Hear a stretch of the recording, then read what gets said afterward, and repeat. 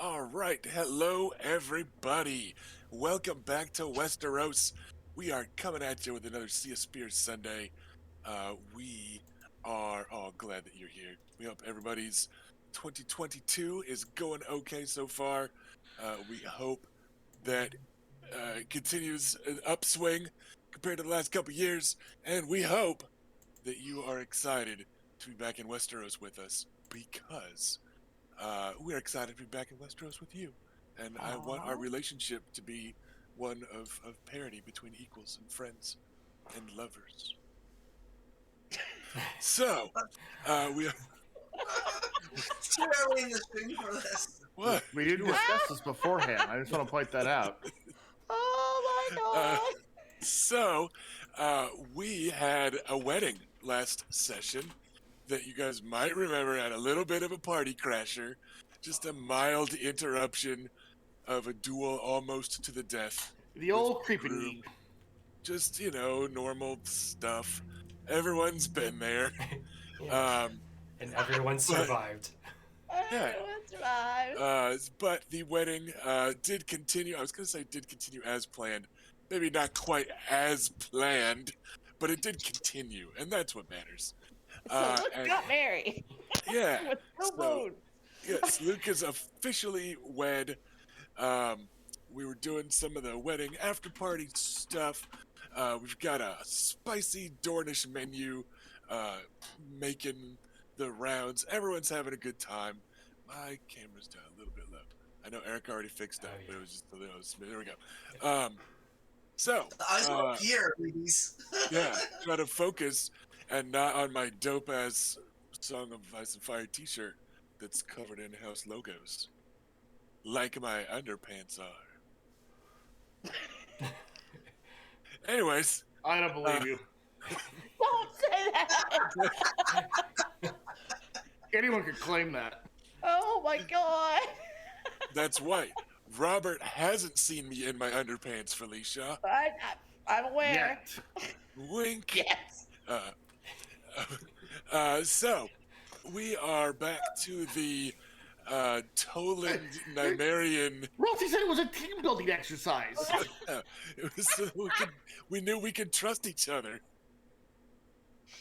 So we're back to the Nymaria Toland nuptials, as Felicia falls off screen with laughter, which is good. It's important. Morale's high. We all say desperately trying to make up for being sleepy today, so I apologize for nothing. So yeah, we have the after party going on, which is in the actual hall in House Toland. They got the feast hall all set up.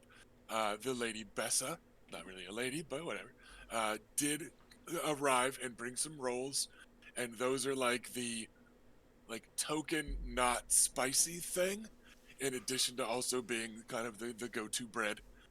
So you see Lord Barrick and Sir Balin and a few of the other folks that aren't super acclimated to spicy Dornish fare are leaning heavy on the yeasty rolls of Bessa of Fleabottom to see them through the meal, or to try to muffle down some of the spice or whatever. But she was, happy to prepare the meal, and everything's just going pretty swimmingly after the Maesters had a couple minutes with Lucerys and double checked those bandages, and they changed him into some poppy, changed him into some non-bloody clothes for the reception and feast and stuff. But yeah, everyone is having a good time. The wine is flowing. The rolls are getting tossed from one side of the hall to the other. Everyone's just hanging out and eating food, and yeah, maybe about a third of the conversations are like, "What a dick," right? And just like, "I never liked the Dark Star," stuff like that, because he is, easy to hate. And yeah, just average wedding feast. Especially if you give yourself a name like that, it's just. It was going to be a boring wedding unless somebody died, so. Wow. You got almost dead. That's more than exciting enough. I do want to remind people, I did not make that character up, and I did not make that character worse. Uh, No. his whole dramatic, I am of the night. Like, he initially says that to a little girl. All right, Yes, so like, Marcella. yeah, so like, at least I had him talking to Grown other up. grown-ups when he was trying to be intimidating. He wasn't, bullying Marcella Baratheon. Okay, You did at so least challenge a grown man. yeah, so yeah, I'm just saying, like, I don't want to spoil other stuff in the books, things that happen, whatever. Because I know a lot of people still haven't checked them out. You should; they're really good. But yeah, like that guy is from the books. I did not just sit down and go, all right, who's the worst Dornishman, and like create a guy for Luke to duel at his wedding. Um, so, anyways, yeah, I just like I said, it's not on me. I will not take that sin to my grave because it was not my fault. Um, so, back to the wedding feast. What are we up to, folks? Let's go oldest. Actually, we'll start with the I was gonna say the wedding boy, but that makes it a little gross. We'll start with the groom, because I was just going like for play a birthday boy, but then I was like, yeah, that's not good. So yeah, We what's last Luke left up to? off. Luke was hanging out with a Santigar, and they were talking and having a moment. He's still going to be there at the main table. Due to various unspecified reasons, he's not up and out a lot. He's letting things heal. Yeah, it's fair. It's fair. But he's mostly just sitting back and kind of watching his friends and now extended family interact and get along, and a little smile on his face. Like a little stoned and a little benevolent. He's also probably a little stoned, yeah. All right then. What is Reyna up to? The eldest Nymaryen sibling.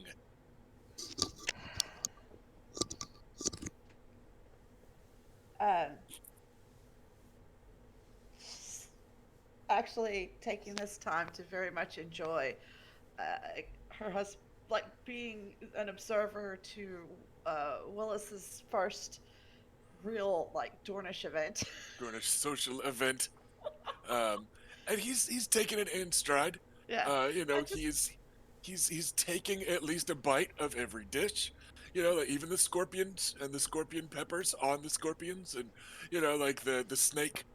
He's giving that a go. Like he is gamely trying every dish, so as not to be insulting. But then he's not like choking it down and looking miserable to try and pretend that he's not like the strong boar, right? Or whatever. He's not trying to like tough it out. If something's too spicy, he's like, fine.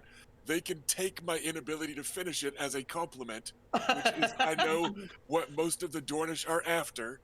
But yeah, and he did, like, you guys have joked a few times about maybe him getting poisoned at this wedding. And that's part of why he's like taking a bite of everything, is also like to show, he trusts that Dorne will not poison him, as the Dornish have Better fucking not. I got have plans for this killed- guy. have killed some Tyrells in the past. So yeah, like he's kind of, he's not like defiantly taking a bite from each thing, but he mentioned to you in passing a few times in jokes, like the last time a Tyrell set foot in Dorne, I believe 100 red scorpions fell on him. And I'm sure that they're unlikely to poison a dish in a wedding feast. Fell on him? Yes, they did. It was Lionel Tyrell, who was part of the conquest of Dorne, and No, I know, I was just joking, sorry. but yeah, he took over a castle, and when he pulled on the sash, like ribbon thing to summon a servant or whatever, instead, like the silks above the bed opened up and 100 scorpions fell on him. So like, yeah, like it was extra bad, right? Like that wasn't even a cool way to go. It wasn't even like a sneaky poison. It was literally throwing scorpions at you until you die. Um, so yeah, like he jokes a bit about remembering that, but he's making a point of taking a bite out of every dish to show that like there's no way that they're gonna poison this dish, and risk all these lives just to try and get me. Uh, so yeah, he's being very polite and gallant about it, and then very self-effacing when it is too spicy. He's not pretending it isn't, and so yeah, he's being a good sport. Okay, and mostly like enjoying that, and also like because I'm sure, speaking as a strong boy, Sir Lyle is just having one hell of a good time. Oh yeah, yeah. That's what he does, and I wouldn't be so surprised it's if he and Horace were having a rematch of their pepper eating contest. yeah, and so there's lots of amused and playfulness going on because she had a lot of pent up anxiety during the whole, you know, duel to the death. And yeah, Yeah, and Willis will also like when Reyna takes Willis up to go say hi to Luke and Valena, right? He jokes about like, well, I'm glad we didn't invite more Dornish folk to Highgarden for our wedding. They would have been terribly bored, right? And, like that sort of thing. It's like we didn't have any killing at all, and so like he's just being a good sport about all of it, and including about being like the only Reachman here. He's being a good sport. I'm going to extend a knightly hand to him and shake his hand and say, "Oh, whatever we can do to entertain you, brother." So yeah, that's this sweet moment. Oh, Oh, what about Bela? What is Bela up to here in the after party? So I'm probably doing a few things. One is probably having fun with Balin and how he still isn't quite used to the heat yet, and so both Balin and Barrick and Willis, all of them, just having a little fun, showing up, eating all the spicy peppers and the spicy food. But I was also thinking, since they were talking about the not having the fun of of the fight and such, saying that no, I was just thinking that maybe that was the only thing that our wedding lacked back home. We had a little bit of jousting, but no one actually, died. right. And he'll I'm terribly sorry I don't have any jilted lovers that came riding up the road to hold the wedding party hostage and to challenge you to the death, but Stormlander women are fiery in a different way. I think it would have been a bit of a brawl at worst. Maybe a few swings with a rolling pin or the like. Maybe stabbing you with a knitting needle or two. You would have hated it. Probably. Well, in a couple years for our anniversary, you'll have to see about getting some mistress that'll challenge me for your hand that I can put down. Right. I mean, Right, he's set also up a assuming list. that Bella doesn't have lots of spurned lovers. So Well, she doesn't in the Stormlands. That was because their wedding was up in the Stormlands, so that's why yes. couldn't have any Dornish folk swing by there. He goes, right. I shall need to find some woman mad enough to challenge you for me. Perhaps the Lady Mormont would oblige. You do it for fun. Your cousin Elia would be up for it. She's totally up for it. Well, you have several years, I imagine plenty of time to find someone who either doesn't know of me or doubts doubts my capabilities. Someone who's not very attached to being alive. Yes. Well, whatever happens, my sweet, I promise it will not be Gregor Clegane in a wig. Oh. I appreciate that. Wow. I appreciate it more. But it can be, right? Yeah, so joking along, being good sports, your Reach and Stormlander hubbies continue to show their decency by, not picking fights with the Dornish or whatever. So yeah, good times, good times. And what Hey, is those two are all right. yeah? I guess they can fuck my sisters. I didn't say that yet. uh, I what feel like that is? ship might have failed. Yes. Yeah.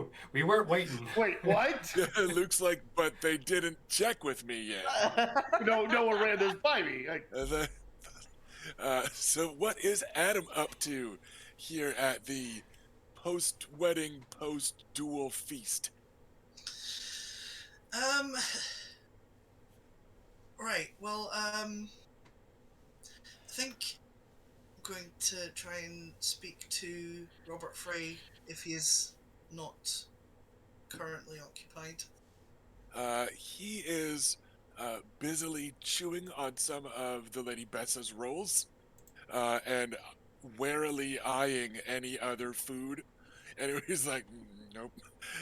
So Oh, he is well aware of his culinary limitations and is respecting them. But yeah, he's just hanging out and munching on some carbs. good man.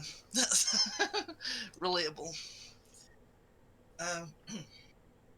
Well, congratulations, Robert. He gives you a kind of sheepish nod, like he's still a little in shock and surprised by it and stuff. He goes, I didn't even order anybody to get thrown into the sea or nothing. Well, there's something to be said for quietly and unostentatiously doing good. Aw.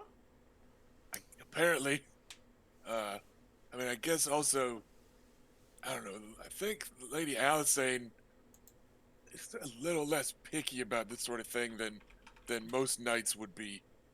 But it was still nice of her to ask him to do it and stuff. Don't downplay it. I mean, you have managed in. Hold on, he's what, like 14? Am I right? Maybe close to 15 because it's Right. been, Yeah. yeah. Like, you have managed in almost 15 years what I got told I couldn't do at 15 years,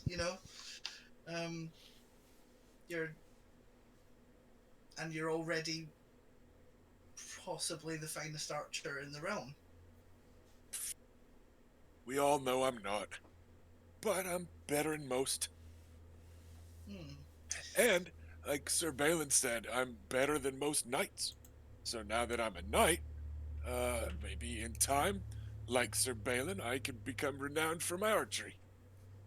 Definitely. Actually, somewhat along those lines, I was wondering if you have any particular plans for what you would like to do now.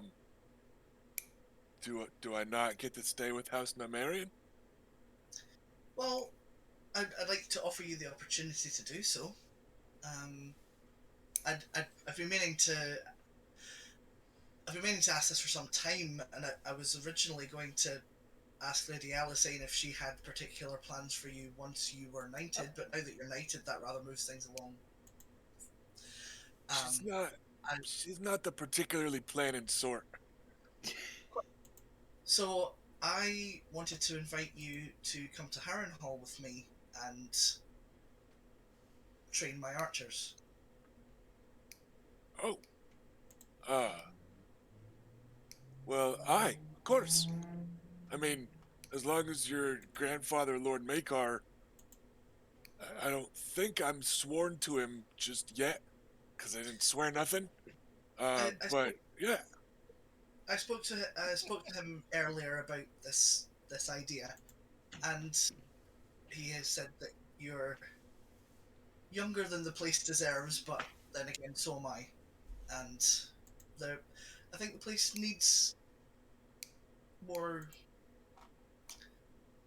youthful people to put some life into it, and it also means that I would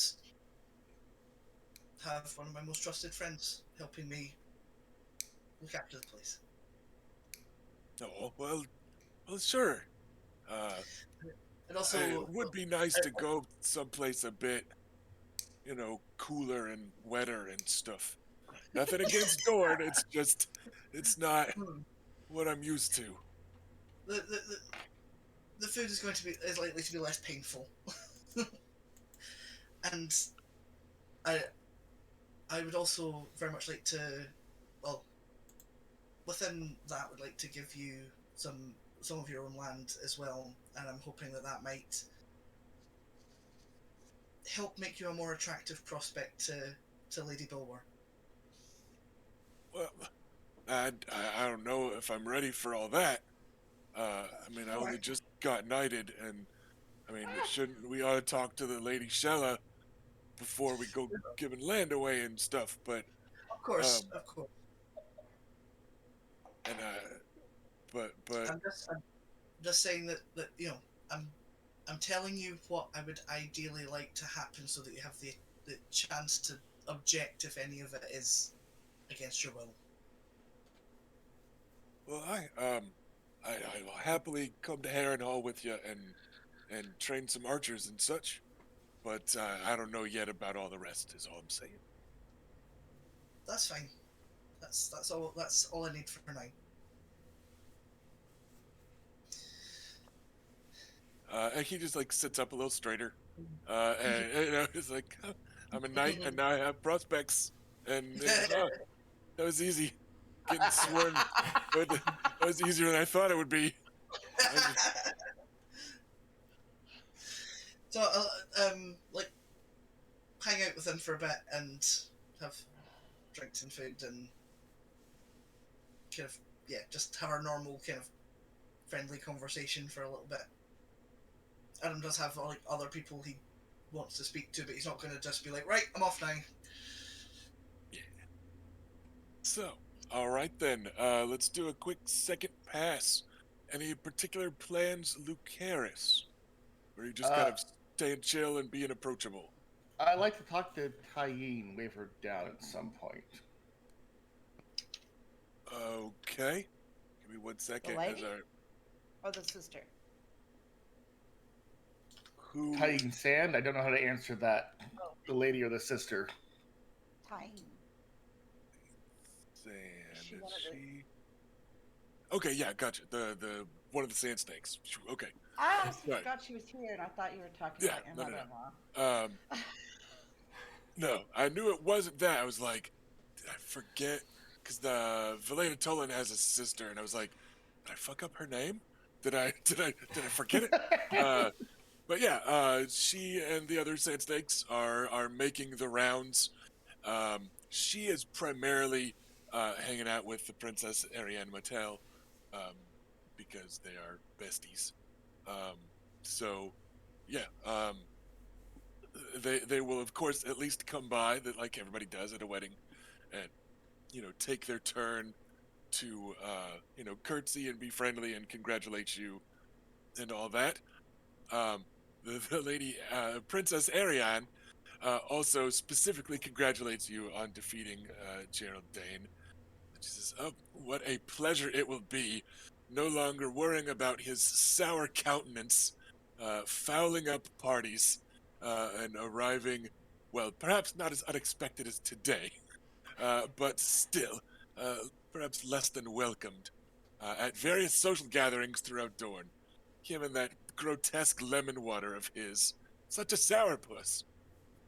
Yeah, it was not my intent to rid the realm of such a problem today, but he seemed to uh, make it my goal. And the Um, lady, Tyene herself, will, and again, she's got this whole like innocent, noble woman vibe. So she will like very gently, uh, like correct you. I believe it was that Sir Oris that technically rid the realm of him with that throw, rather literally. Uh, he is a strong one, but you are the one that he beat is. the Dark Star, of course. You are correct, and I do want to apologize to both of you for having to, um, well, for being at a party I've put on and be threatened by someone like that. Uh, Princess Ariane lets out a kind of wicked uh, little cackle.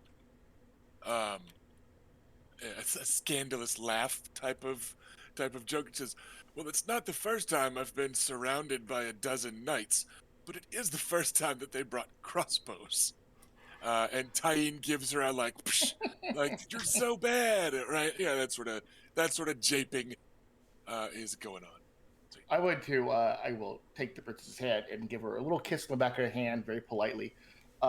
Thank you very much for attending. It does mean a lot to me, cousin. oh, of course, of course. Oh, that does remind me though. And she will uh, wave, and her younger brother will come hurrying over, young Prince Tristane, and he has some bundles for you.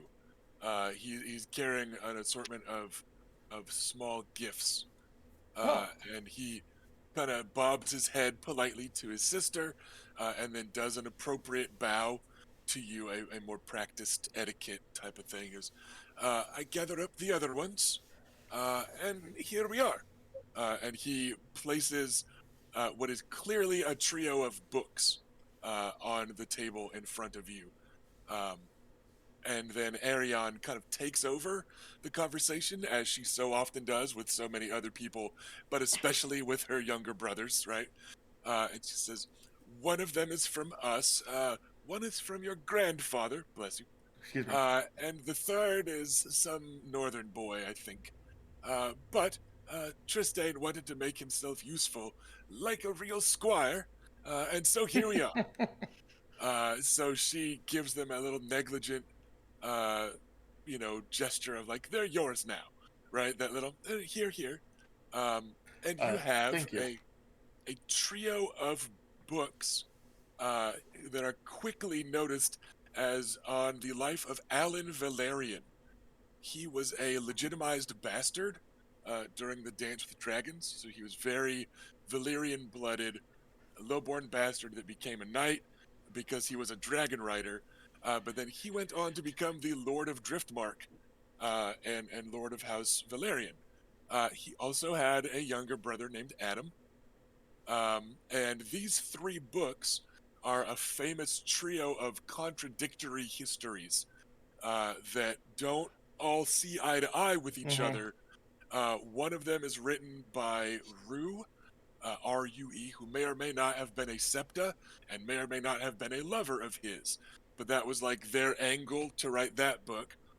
One was written by a maester, and one was written by Sir Russell Stillman, who squired for Lord Allen, and that was kind of his in for writing it. So there are three biographies of him that are all very different in tone, but they are all full of adventure and danger and wars and romances and fleets and dragons and right that big Dance with Dragons era of history. So Bastard Born is one of them. Six Times to Sea, being an account of the great voyages of Alan Oakenfist, is another, and Hard as Oak is the one written by his squire.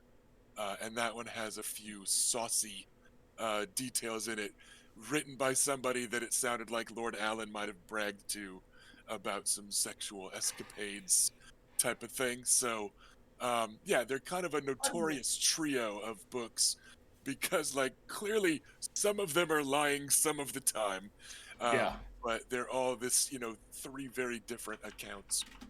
But I yeah, I've got the middle one of those. That was the gift from Stannis. The 6 times the sea. I'm If going you see to Stannis, you're like, oh, that's a really good one. yeah, and that's the most academic of the three, Mhm. which is why Adam got that one instead of the ones that are kind of, Captain Kirk writes his own memoirs Yeah. style. He got the the academic respectable history one, but you get all three. I will thank them, and I appreciate it. Um, Tyne, can I have a word with you in private before you leave? She gracefully lifts an eyebrow. I suppose Nothing. that needs to be up to your lady wife. Uh, but yes, I will speak with her and be back shortly. Very well. Um, and yeah, they move down the table, including your wife's like right there. So they just kind of continue. It's that stage of the reception where it kind of just everybody's walking by, and but yeah, she will circle back. Um, we'll do that on our next uh, round. Uh, Reyna, what you up to? Anyone in particular you are wanting to hang out with? Any gifts you want to give? Anything like that? I gave all my best gifts at for my own wedding, after my wedding. Okay. And again, there's an assumption that appropriate gifts are being given, et cetera, et cetera. You don't Right. all But like need to cook one those up or paintings whatever. were kind of like awesome, you know. And I'm Just not give him sure. lots and lots of wine. I'm not sure I can top it. It's fine. You don't have to. No pressure. I was Well, that's just what happens when you just like blow the whole load at once. I know. And then somebody else like got him an astrolabe. I think it was Uncle Rain. Uncle Oren Yeah, delivered it. Rain, an It was, astrolabe. Yeah. yeah. And a Yeah, boat. that's the gift that broke Lucerys, I And think. Yeah, because it was really cool. And uh, anyway, I'm sorry, I don't have any. it's fine. I actually had planned to have new standards made for him with whatever he chooses as his new It's all right. Or throw her off the cliff. his new coat of arms or whatever. He wouldn't dare. He would not. He just got excited. Everyone's throwing everyone off a cliff. And, who knows who got thrown off? We didn't keep track. Being thrown off a cliff doesn't make everyone. Yeah. But I mean, you could tell him that that's what you're, well, I mean, he never just yeah.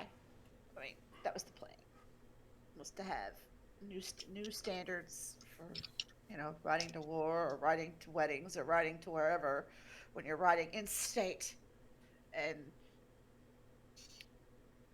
yeah. So just decide what you want, and you're gonna get those.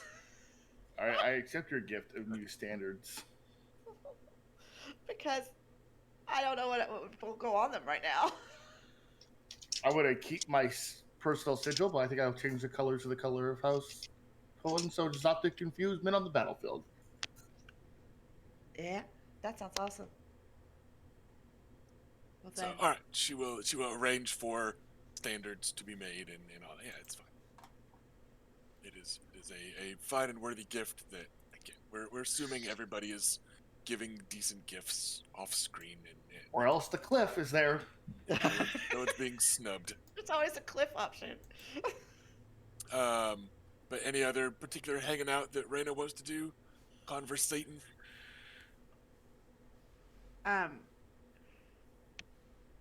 Pleasant. Just enjoy ourselves. She's relaxing now. So it's all about having a good time. I'm not policing anybody. I'm not. I'm not waiting for the other boot to drop. I'm not.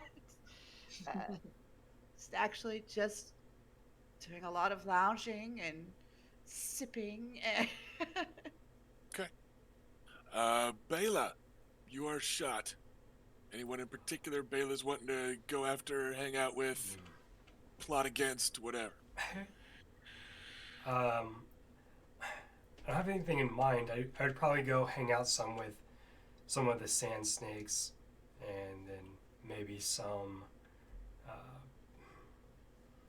of the other guests that I hadn't seen in a long time. So the princess probably, and just general conversation. I don't have Right. a And goal no, for right. this No right now. So particular. just Got it.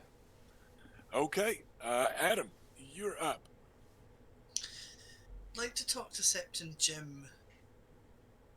Easily done.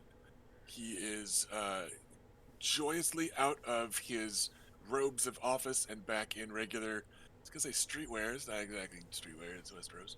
But he's back in his Civilian normal, clothes. sturdy, regular garb, and is enjoying some wine and just relaxing because he's off the clock again. So yeah, it's easy to spot him.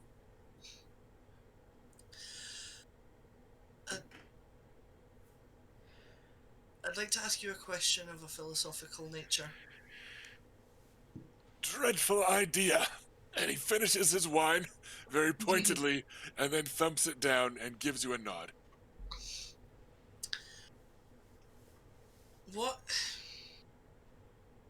is the Seven's stance on saying oaths that you don't mean? It's worse depending upon if you act upon your not meaning it. A hollow oath is generally seen as harmless, as opposed to an oath that is broken, which the Seven frown upon rather harshly. I believe there's a story or two about that sort of thing. So, if someone were to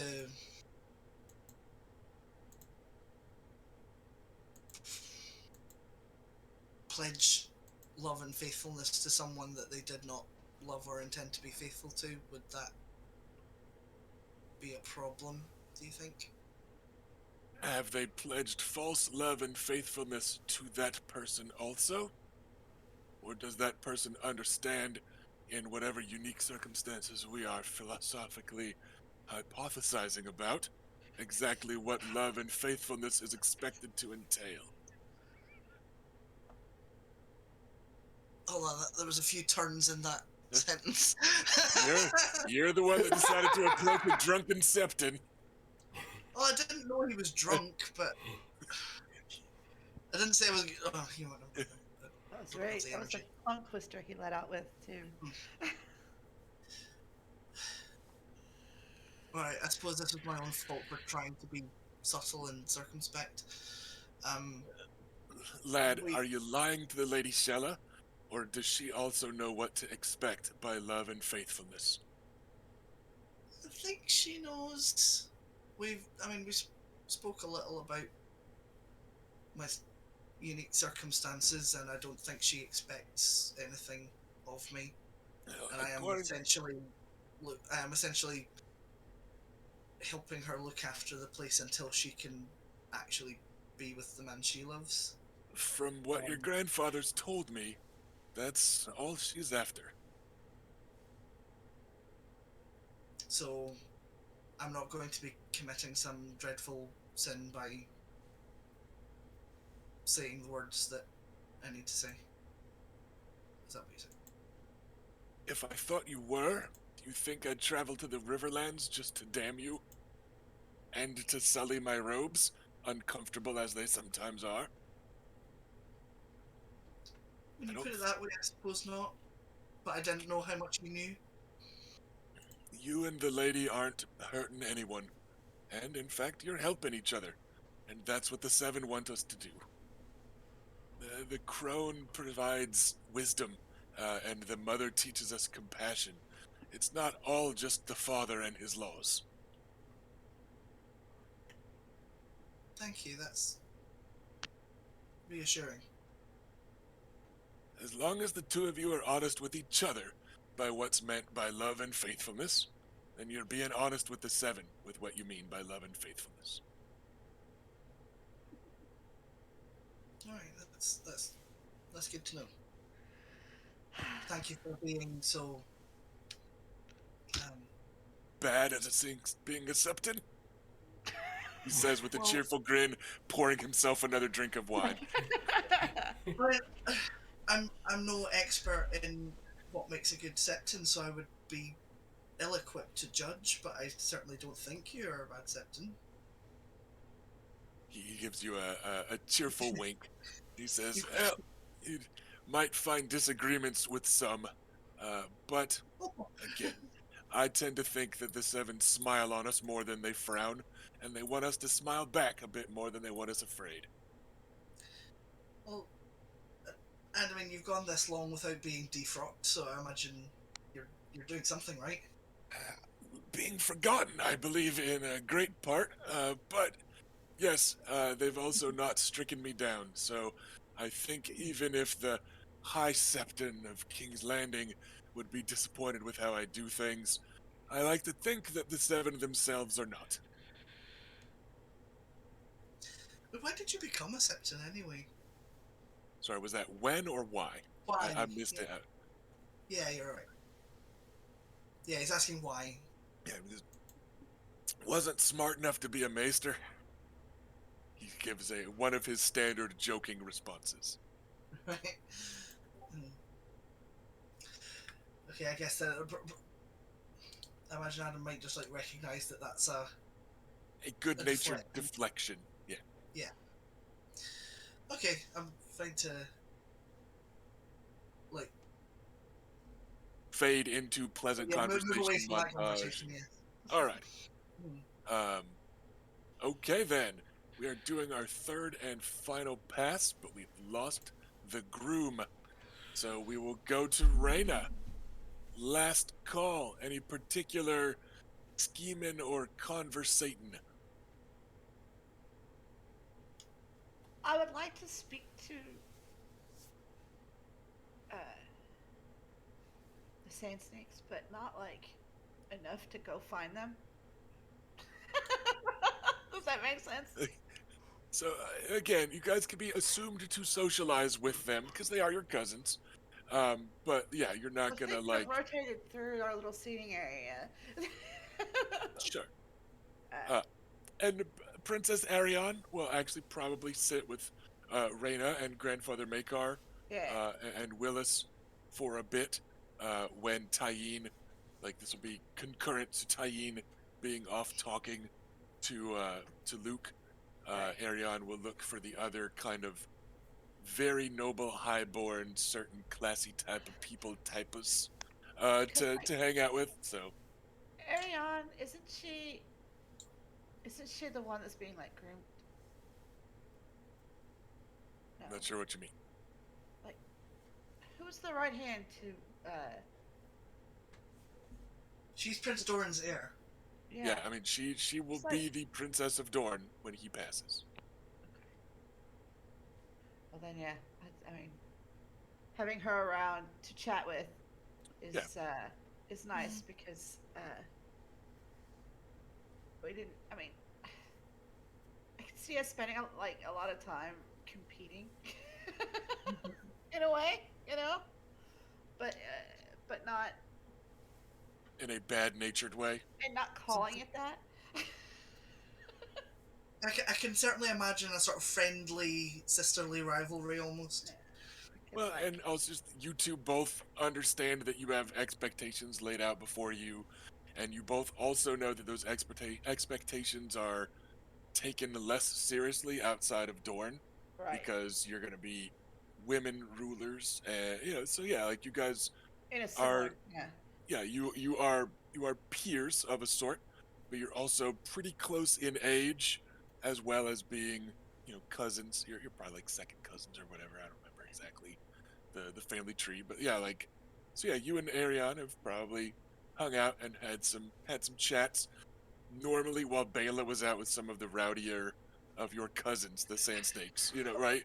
Like, there's kind of two very different cliques Uh-huh. uh, of with you cousins, right? It's Reyna and Arion and Tyene are kind of one social group, and like Bela and Alia and all the Sand Snakes with their favorite weapons and stuff are kind of a different clique that played different games.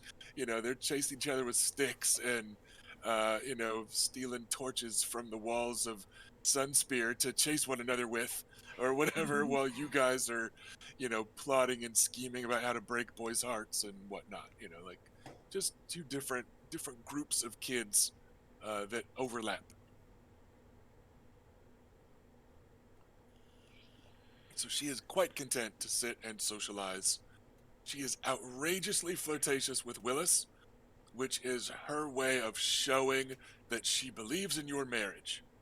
Like, if she wasn't overtly flirting, it tends to be when newlywed people get nervous, because Right. that means she's keeping something a secret. Like, if she's being outrageously overtly flirtatious, she's joking around and stuff, And she's not. complimenting my choice. Yeah, like, so yeah, that's her way of showing that she is not going to have an affair, type of thing, right? Right. It's is to your face, I will compliment your husband, and stuff like that, so that that I'm keeping up my appearances of being this awful Dornish wench that Well, has nothing but playthings in all the Seven Kingdoms. But like, it's not a yeah, threat. and it's fine. It's all in fun. And part of it's like, stop toying with my husband, and why don't you settle on one of your own?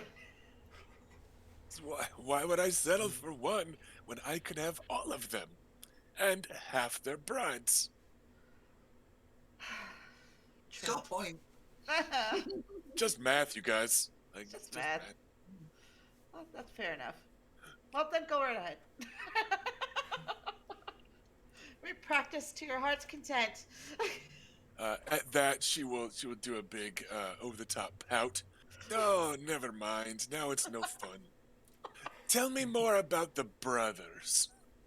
As she leans in and like runs her finger across some of the fancy stuff on the front of Willis's shirt, and he blushes adorably and scoots back in his chair a little bit, and it's very much the mouse being toyed with by the cat, because she's just warming him up for you. No. um, It's fun.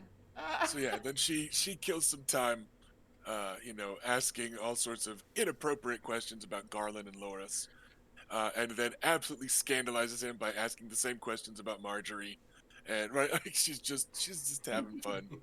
She might not. Marjorie would be fun. She might not be out to poison him to death, but she might still be trying to kill him. So yeah, she's just having fun, messing with Willis, who is again being a good sport about it.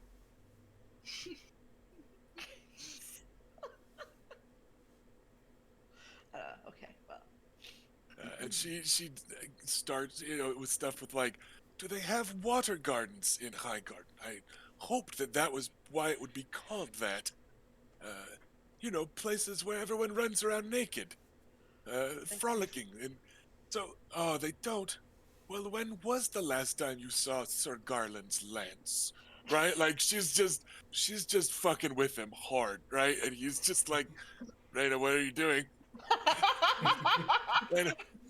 You're supposed to protect me from these people. Help me. Yeah. So he is being an impeccably polite and gallant and gentlemanly about it, and We're gonna beat that out of him eventually. The stiffer the lip he puts on, the more she goes. Yeah. If she soon she will move into scurrilous rumors about Loris that will send him acts, and she's like, oh, we'll fix that. Bring Renly too, and like, she's just gonna fuck with Willis for a while. There's a lot of material there. So yeah, that's what's going on there. Let's backtrack to the grooms. So you and Tyene. Oh, horny. Chat. Okay. Sorry. I was like, That's not why I asked her to talk. I promise. so Tyene meets you in whatever level of privacy you are looking for. Just kind of semi-private, not like in a back room or anything. Okay. Hey, I learned a lot from your father. I never really understood his obsession with, or his expertise in alternative tactics. That wasn't until I saw my friends and family threatened why I realized well, put it this way. I realized that I cannot always rely on my armor to protect the people I love. And I do not have Valyrian steel. So I ask you if you could procure for me some Dornish steel. I'm certain that there are those who could find such things and provide them to people who are certain that it would not fall into wrong hands. Just something in case such a situation were to find itself happening, and I needed a way to protect people. I understand this party needed a little protection, but Fine. I'm certain a wedding gift could be arranged if delivered late. thank you, She Seth. just scrunches up her face a little at like, yeah, whatever, it's fine. Need to keep justifying. And I give her a little nod, and I'm gonna go and sit back down and send her. Well, I'm sending her anywhere. She can go wherever the fuck she wants, I guess. She will go be polite and grandniecely to Lord Makar as her segue to get back over in with Arion and Reyna and to join in on tormenting your husband a bit, Willis.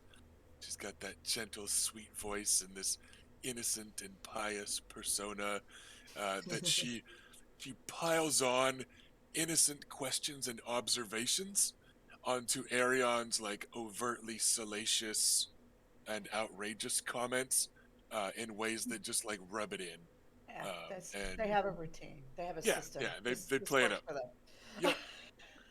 So yeah, they'll do that.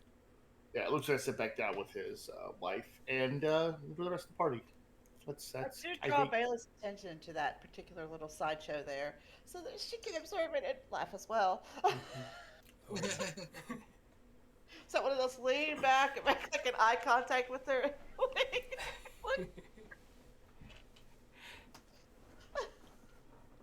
Just share that moment with her. Yeah, just having fun, watching your husband be tormented. Normal stuff. Yes, that's your life. You never torment me. At least it torments me a lot, you guys. They're jokes. You're so hard done by. I am. That's what I love. So disrespectful. We had to go play Overwatch in a day, and before Rusty got on, Felicia did a 15-minute full stand-up routine about him. I guess she rehearsed it. I don't know. It was really well put together. So what is Bale up to on the third and final pass? Last call. Any particular scheming or anything you want to be up to, or any just chilling and having a good time? Yeah, I think just having a good time, casual socializing with various people. Yeah. Alrighty. Just giving people the opportunities in case you thought of scheming in the last round or whatever, So I didn't come up with anything. It's all good. All right, then we circle I back. came up with lots for us. We circle back around to Adam. Who's he Yeah, here's after the- this time? Yeah, because here's the thing is that you said this is final pass, but I have 2 conversations and a gift giving. So, Go ahead. Who's right, Adam? so we'll go for a gift giving. Adam is going to bring Luke and Valena their wedding present, which I have, Adam. which Erica has. I've sent Erica a picture I did of them in advance. And it's a pair of matched sabers with dragons kind of curling around the hilts. They're on the screen right now, everybody. Yeah. Yep. And the steel of each of them has been tinted, one with copper to make it green, and one with red iron ore to make it red. So there's clearly a red dragon and a green dragon, one for each of them. Nice. Brother, Very nice. thank you. It seems I have a wealth of swords suddenly. And I there's appreciate it. like a small detail with them is that the handles also have like slightly different wrapping on them, so that they are distinctive by touch as well as visually. So if you ever have to grab one in the dark, you'll know which one's yours. And Valena just go ahead and like uses hers at the dinner table. There's some deer or something that's been cooked up, and she just like slashes with it, and clean through the They're meat, quite the long. bone. Yeah. She doesn't care. She stands up. Yeah, like she's not. Yeah, But yeah. they're So maybe she's. they're maybe kind of like short sword length. They're not like super long, but they're longer than a dagger would be. But yeah, quite so still the short sword. she stands up and checks the balance of it, and then slashes through some meat that's like still on the bone, and it's right through the bone, and she just lets out this big, bright smile, just like, oh, they're lovely. Only after she has tested the edge of the blade. And, yeah. I'm glad that they're to your liking, my lady.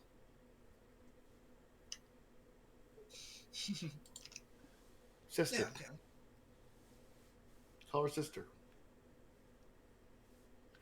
Ah. I give Adam a little smile. So I didn't really pick up on what you said. Sister. Oh. She's your sister. Yeah. I have a lot of siblings now. The family does seem to be getting bigger. Just you wait. Let's not dwell on it, because I will get emotional. Oh. Thank you, brother. You're very welcome. Am I right in thinking that Luke and Bela were kind of hanging out adjacently? Or was I mistaken? Yeah, Baylor's probably Yeah, I nearby. would be there. And Yeah. I don't think we specified that, but I don't see the reason why not. Yeah, sure. Yeah, I think Adam was going to move on to where Bela and Balin are. Yeah, there we're they are. a few feet away. Yeah, sure. Bela, I wanted to ask you something. What's that, brother? When I go up to Harrenhal, I'm going to need some help making the defenses more efficient, and I wanted to ask if you would be perhaps not right now, but perhaps willing to give me some advice, because I don't have a lot of that specific experience. Do you know what you're doing? Of course. Little Robert has agreed to come and train the archers for me, but you're the infantry and cavalry person, unparalleled. Thank you. Yeah, we can certainly talk about that. I believe we'll have some time on the ride back home. Mm-hmm. We can. And I suppose once I have some more specific figures on what I'm working with, I suppose as well. Indeed. You have a great base to work with. I'm sure a lot will come with rebuilding somewhat, and yeah, we'll give you lots of ideas.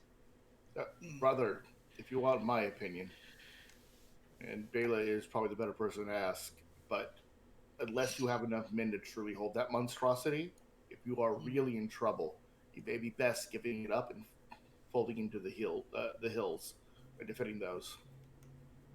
Are you trying to get me to give you Harrenhal? You're telling me to abandon it? Well, only if my army is besieging it, brother.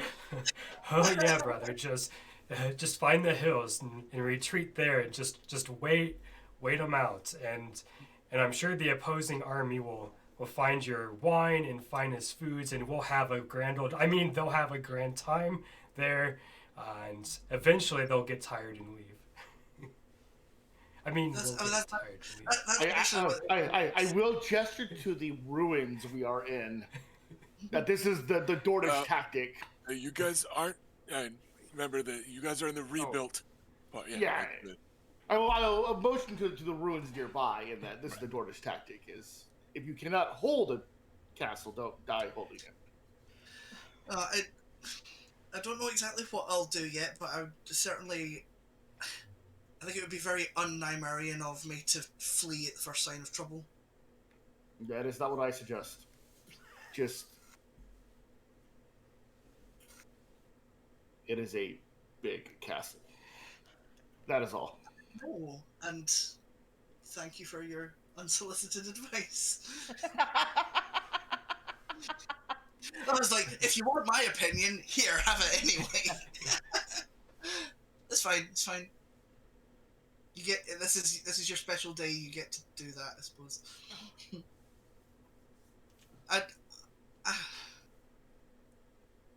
I'll do what I can.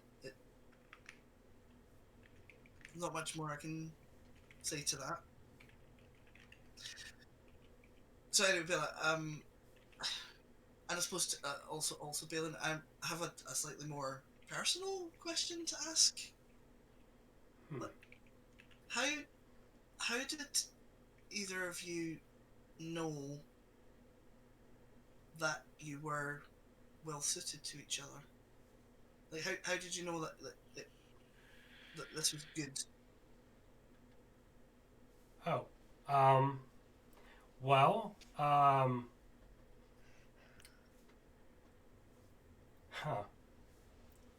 well, like, so the story we tell about how he proposed is well and good. I mean, the heat of the battle is very close to our hearts. Like, it gets the blood going, it gets the minds going, and it's like the closest I am to like my inner me, if that makes sense. It's like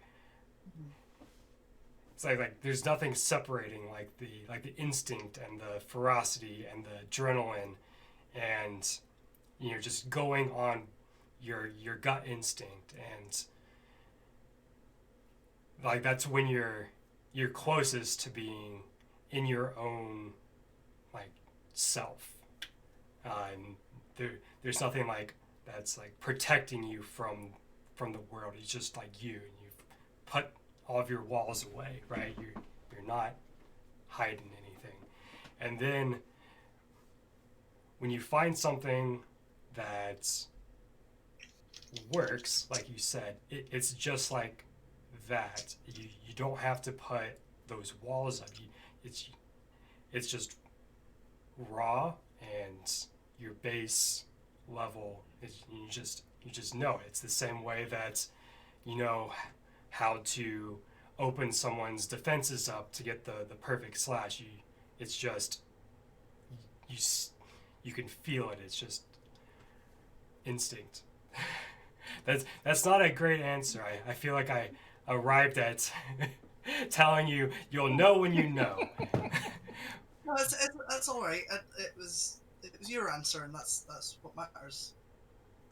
Just I have. really Perhaps thinking battle isn't the way everyone will get to that same answer, but there is something inside of you that will feel the most the most in line with yourself, where outside things or things that you might normally use to keep people away aren't there. And when that happens, you'll know one way or the other of whether or not it's right. Right. It, I appreciate that. I'm just so confused now. how about No, the moment when you're drawing back a bow and aiming, and you have that split moment when you know the perfect time to release the See, arrow. now she's talking nonsense. I don't know what this means. Right? Like I don't really get that with like arrows because I'm not quite as good. I think Balin said something about that, trying to get into like the fighting. no, I think I headspace. understand. Like that moment, everything's very still and clear. Mm-hmm. Or like when I'm reading a really good book and everything just sort of flows, and I sort of forget the world exists. So you're saying that that if someone shares that with me, then that's a good thing. If someone, if when you feel that way and you're thinking about this person or sharing an experience with this person, that feeling will, you'll know one way or the other in those moments of whether something feels right or it doesn't feel right.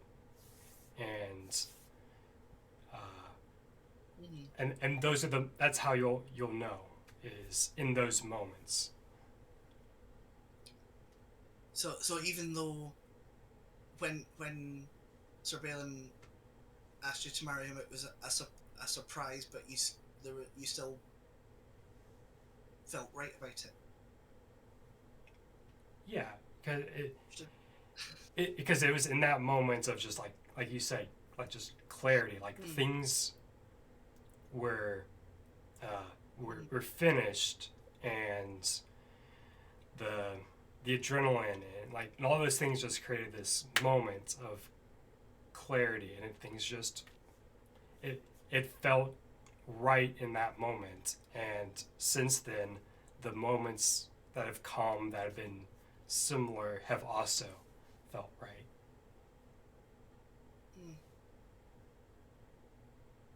Interesting.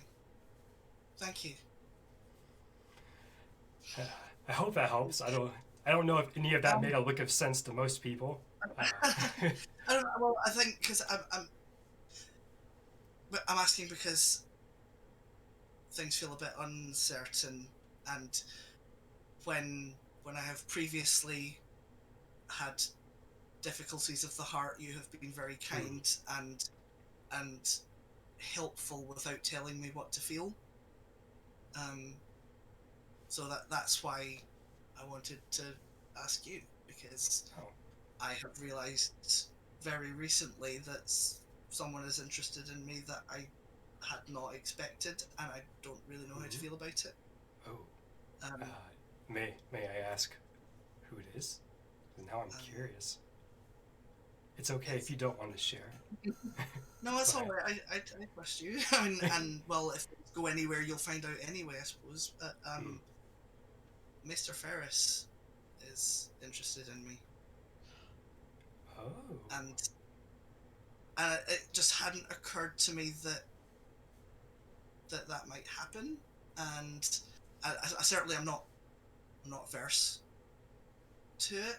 I'm just sort of confused because I've realized that I sort of expect attraction or love or anything like that to feel very intense, because that's what my limited experience has been. So I've been sort of doubting what I've noticed forming between us, because it doesn't feel tumultuous. But then I talked to Raina about it, and she explained to me that feelings don't have to be all-consuming to be real, and that maybe it's actually a good thing that what I feel around him is sort of quiet and gentle.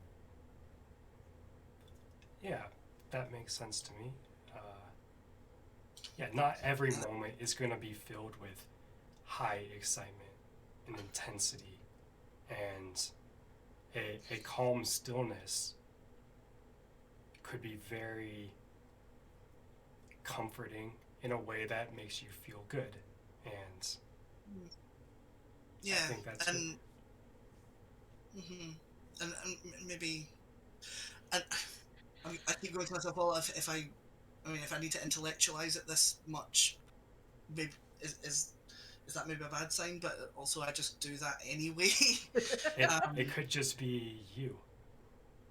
Yeah, I'm just very anxious, because I'm sort of I'm sort of 2 for 2 on getting hurt, and I don't really want that to happen again, and I don't want to hurt anyone else, and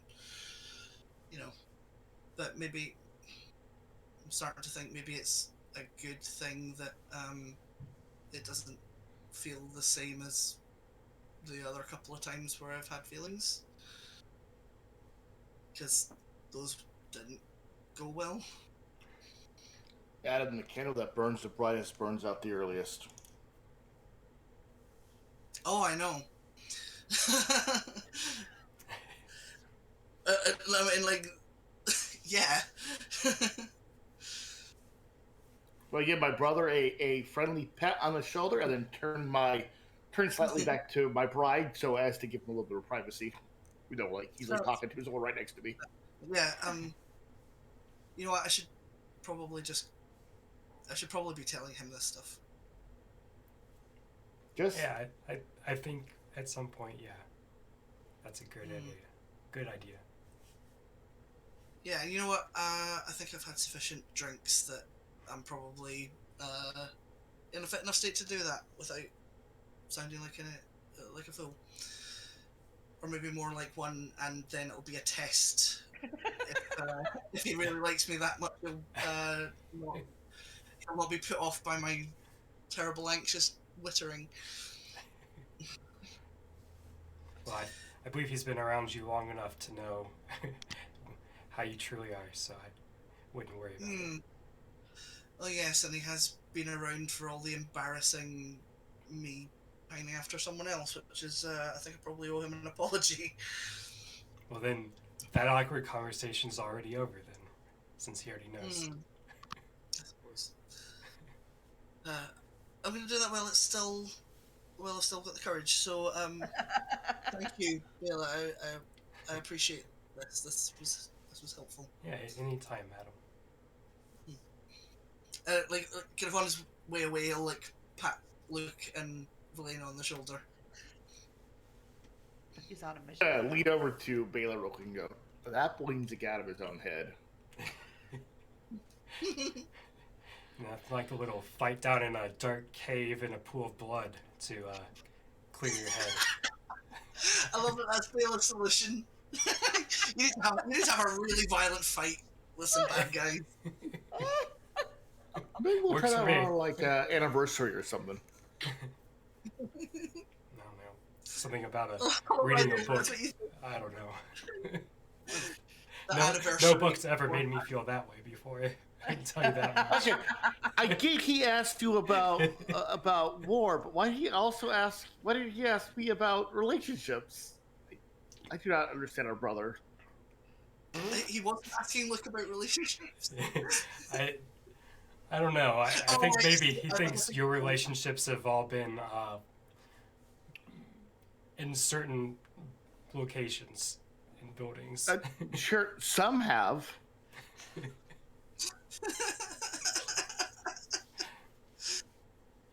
Yeah, well, he'll have to figure his own way. That's how it goes. That is how it goes. That's really wise. Ah, shit. I think my friend Ben we're gonna strip us naked pretty soon. So.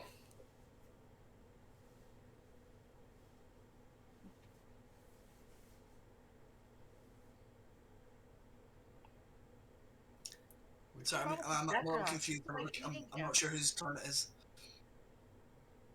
Right. What was that, Felicia? It looks like the background was like consuming Robert there for a minute. Yeah, My Robert's background's a little. my the camera wants to keep showing my bed. It's like fading in and out. It's like a we're beaming it in of a transporter. It just hasn't quite materialized. Definitely has that transporter vibe. Robert's been dead for weeks. He's just a ghost in the machine.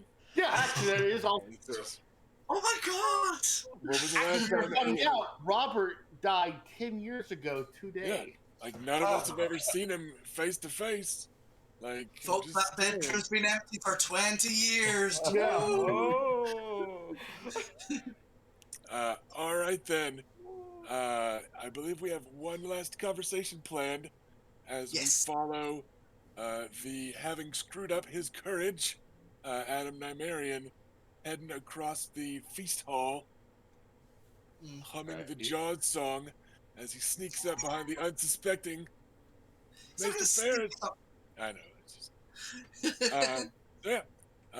Mr. Ferris is sitting not far from Septon Jim. People leave some of the fancy book learned sorts kind of a step removed from All the Westerosi eggheads. culture. Yes. Because they're also a little bit outside the social Mhm. ladder, right? Like they've kind of lost their houses and status. They have their own kind of unique niche, a little bit removed from the rest of society. Uh, so they're hanging out, and Septon Jim gets up to go grab some more food or something, and there is an opening. Mm. So Adam's gonna like sit down next to Ferris, like a little closer than you normally would, so that like he doesn't have to talk as loud. That's the reason With he's giving anyway.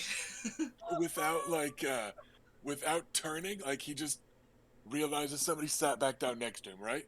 And he's like, "Oh, you must have found some of the snake real quick." Oh, uh, Adam, and he kind of straightens up and tries to look extra formal and So sorry to disappoint. I am not Septon Jim. surprise, not disappoint. Look, I was a little strange with you earlier, and I'm sorry about that. I have now had some drinks, and I require a slightly awkward, frank conversation. Right, a different variety of strange it is then. Uh, are you all right? I think so. Um, how long have you felt what you feel about me?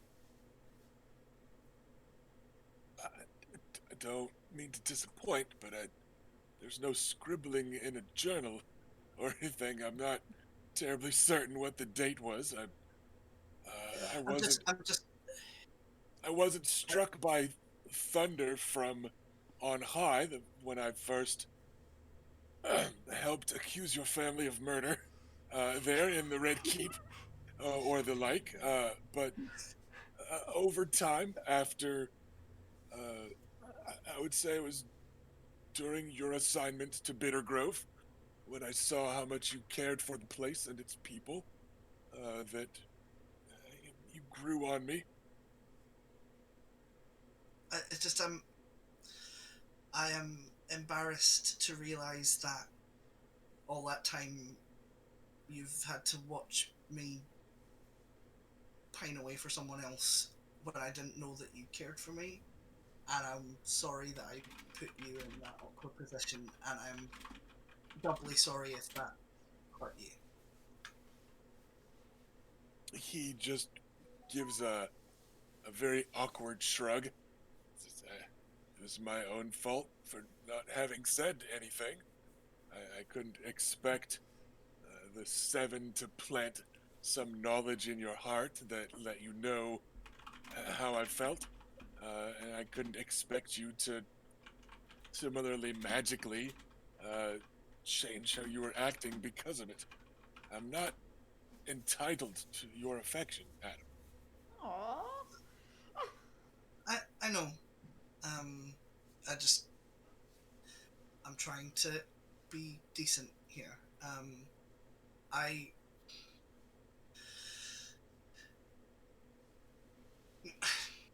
I've been sort of unsure about what to do because this is to an extent new to me. I don't really know how to be in a romantic partnership. I'm scared of getting hurt again, and I'm scared that I might hurt you. And basically, the whole reason that I feel the need to discuss intentions and so on beforehand is because I have no idea what I'm doing, and that frightens me. And I'm not sure if my previous infatuations are truly behind me. Perhaps there'll always be a grain of them left in me no matter what. I don't know. But I have to accept that I don't have a future with them, though, and I am trying to do that. And neither are likely to be physically present in my life much going forward anyway, so I don't think that they're going to be a threat to any future relationship I embark upon. Nonetheless, I wanted to be open about what's in my heart before anyone tries to build a nest in there. You know. But I am willing to see where that goes. I would like to, you know what I mean. Like I said earlier, I'm willing to accept not knowing and just trying.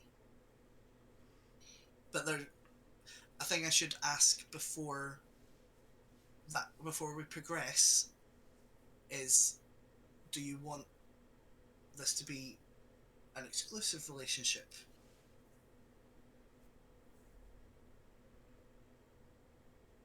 Adam, if I may, for a moment, I believe I will be making history here, though perhaps I shan't inform the conclave at Highgarden of it.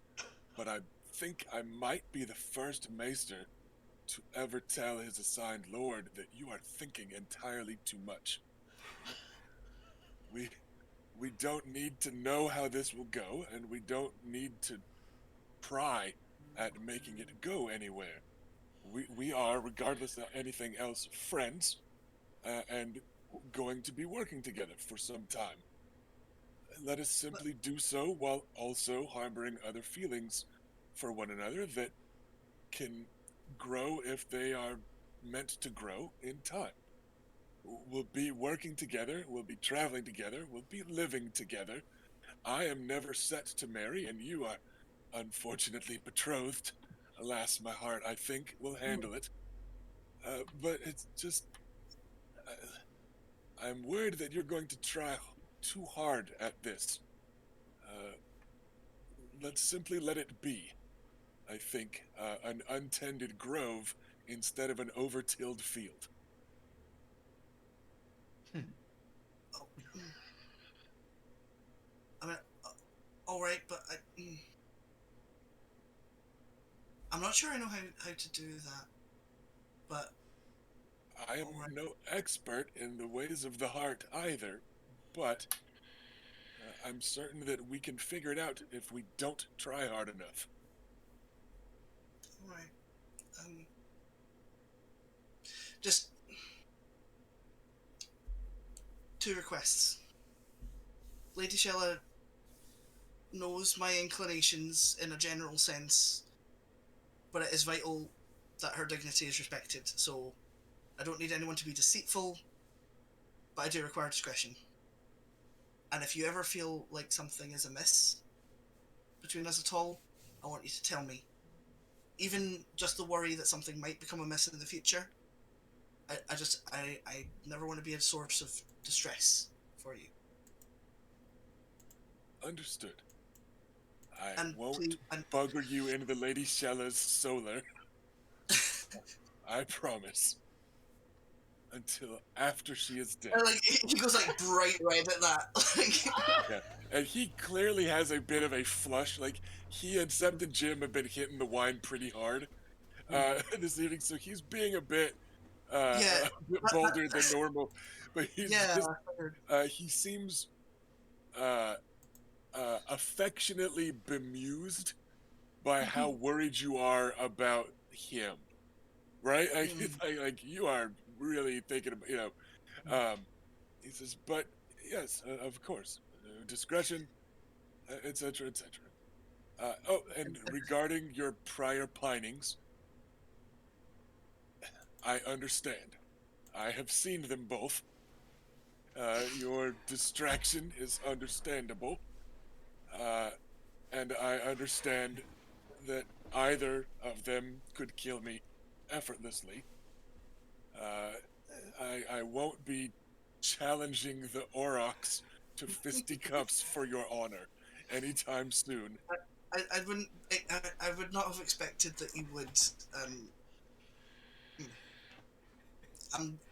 I am trying to put all that behind me for my sanity. But yeah, and just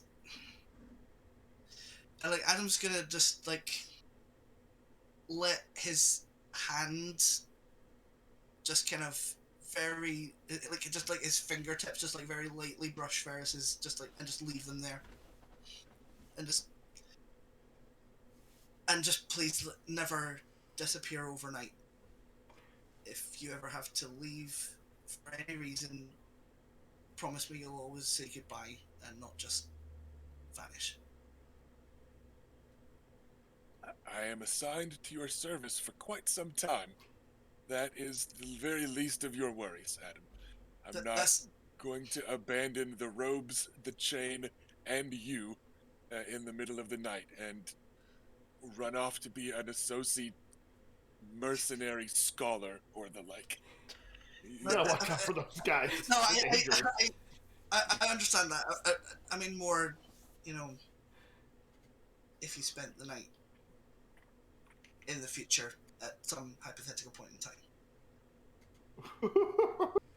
Like Ferris is like has like heard the entire stuff of like what happened between Adam and Len. Like he knows what Adam's talking about. He's talking about don't disappear like while I'm asleep, and then like you know like make me feel abandoned kind of thing. Then he just kind of leans your way a little. He says, "You're stuck with me for a while, as long as you'll have me, I think." And then like leans back over, and he was using like reaching for some food as the pretense, for leaning in that close, type of thing, But yeah, he just. Yeah, I think I will then. That just a response to like as long as you'll have me there, and he will chance a little lean in and give him a little kiss on the cheek. Dabs you. He just leans away a bit afterwards, like he holds still for the smooching, but then kind of scoots a polite distance away so that it does not escalate or continue, because you're both pretty drunk, but he has a pretty high mental stats type of thing. So he's like, nope, all right, let's not do that right now. Okay. But yeah, Okay, it's not a scoot away of displeasure. No, he takes the smooch and then gives a smile, and then scoots back a bit, and then just gives you a little smile and nod, and tears a chunk out of a Lady Bessa roll and offers you half of it. Yeah, I'll take that, and yeah, like I don't know why the term Lady Bessa is so funny to me. It just is. Yeah, I think like Adam's like kind of he's pushed through what he was afraid of, and like he can now relax a bit and just kind of enjoy the company. And as you two finish your very serious talk, Sept and Jim sits down, and you're like 80% sure he was waiting politely out of earshot, standing in the middle of the room, just like waiting until you guys were clearly done. Nice. And then he, just makes his way back over and has a seat. And he does have another plate of like the peppered snake dish that people have been eating, and yeah, you guys, the three of you sit there for a time. They are cutting their food with the bread, making almost little like appetizer sandwich bites, to tamp down the heat a little, but then still get the flavor, right? But yeah, Yeah, I so mean, you three sit there and be smart and affectionate to each other for a bit, Mhm. and just hang out. Aw. yeah, like okay, once like Adam was reminded that it's Dorn and he's not going to get in trouble. He will chance at holding Ferris's hand, but will not force it. It's good, close, affectiony stuff. Yeah, like Is just sort of like testing out like a little touch on the shoulder and all things, but like shyly like Aw. practicing some slightly more affectionate stuff with him. all right then. That continues until, in due time, it's time for the bedding ceremony. So our montage of a pleasant evening continues for a bit, and then the time comes. Be gentle, ladies. I'm sore. Your woman's sore. We're Lucerys, very careful. We're gonna open up your wound, and then Velena's gonna kill us. Lucerys is hefted by the chair. Yeah. The sand snakes take point on this one. Well, actually, Aunt Elia on one side of the chair and Obara Sand Oh on the other, no. because they're the two that are of the most similar height and shoulder broadness. Don't be aroused. But Don't be aroused. Don't be the aroused. the chair is what is hefted rather than Luke. It's okay to be aroused. You're going to your wife.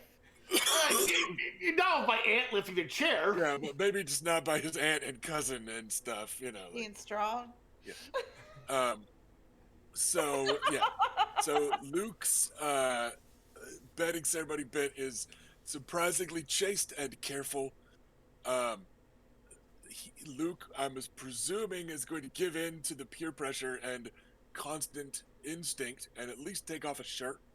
Yeah. I will that- throw some clothes to the crowd Yeah, for him. you can take off the shirt carefully and First of all, carefully it and was wincingly. like two magnets pushed together with the same Well- pole. It was always destined to come apart. Yeah. So Luke's bedding ceremony is comparatively tame, out of respect for his multiple open wounds. Afterwards, once I he's almost delivered, died today. I go to Willis and I'm like, pay up, because we had a bet that he was going to take his shirt off or not. I heard that. The Lady Velena's bedding, meanwhile, is a more joyfully bawdy Dornish affair that does leave her absolutely buck naked. If you assholes do not strip my wife, I will be offended. So yeah, her bedding ceremony is more wild and raucous and makes up for the out of respect to the open wounds of Luke's. And in due time, the couple are, yes, deposited naked, or naked-ish, like bandages happen to still be in the way on Luke. None of you are qualified to remove those. But yes, the couple does get locked in their room, and a couple of, about a half dozen drunk, crazy Dornish knights and lords post themselves at the doors, and refuse to let the couple out until they're satisfied, and the usual traditions continue. I will. The last thing before we fade out is I want to extend the hand to my wife and lead her to the bed. Aw. Okay. And with that, the wedding is over. They move on to the honeymoon phase, more gently than most, so that he does not literally die. And with that, let's go ahead and take our break. We are going to be coming back from our break, going into some flash forward timey-wimey stuff and some realm management coming up. And we're going to see how this time jump treats us. So, we'll be back in a couple minutes, and we will see you soon. See ya. Hi.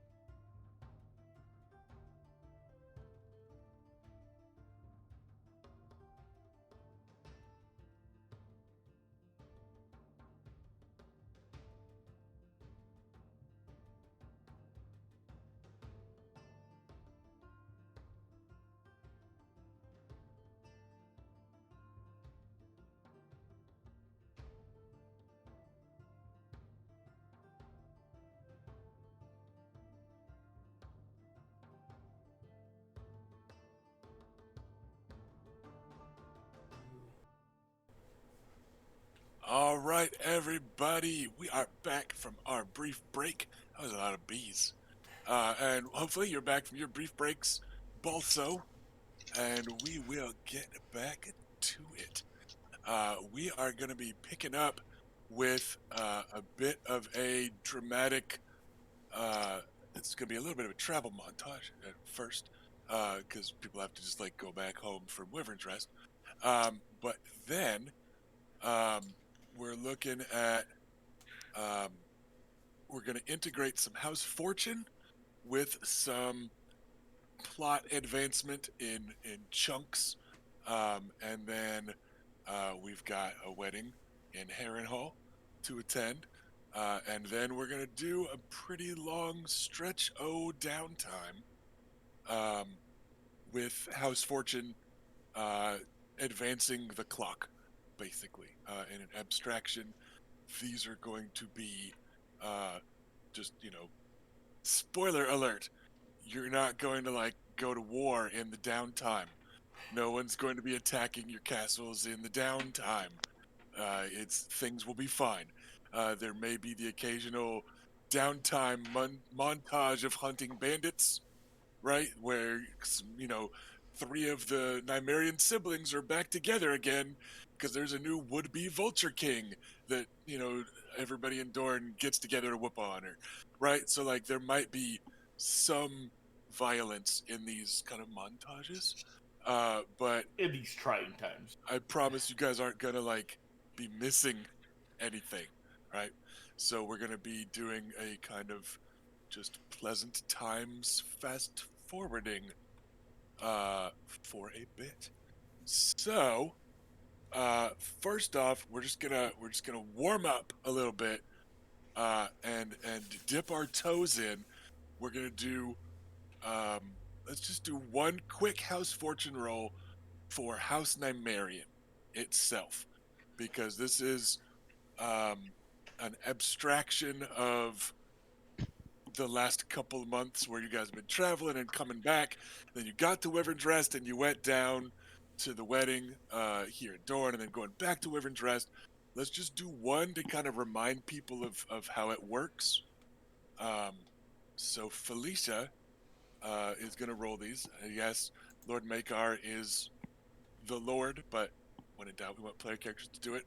For instance, shortly, Luke will be rolling for House Toland, even though he's not only the Lord, but not even the heir. It's just he's the fucking player character, right? So, but let's go ahead, Felicia, get those dice out, and let's make a House Fortune test.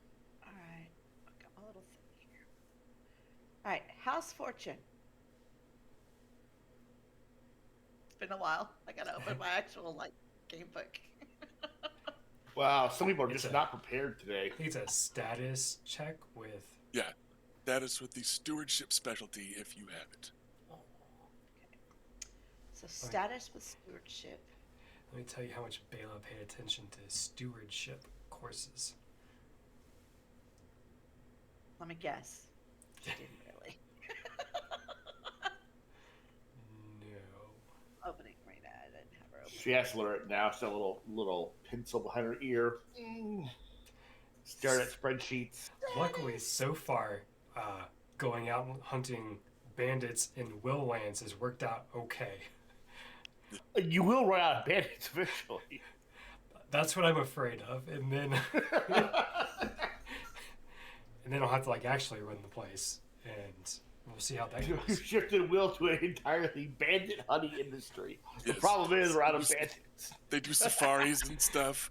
Yeah, you can go hunt a bandit. You get these posh reach lords. They come down and they join a little safari to hunt a bandit. All right. So I roll the dice. I get an additional. Got some math that we have to do, right? Yes. We have our law and population modifiers cancel each other out. We have a +5 because we have vineyards. We have a +3 because we have a maester. So that's 8. It says a +1 for food agriculture. So that's 9. plus 5 is 14. Correct. Okay. So make a status stewardship roll. 2, 2, 4. That's 5 dice.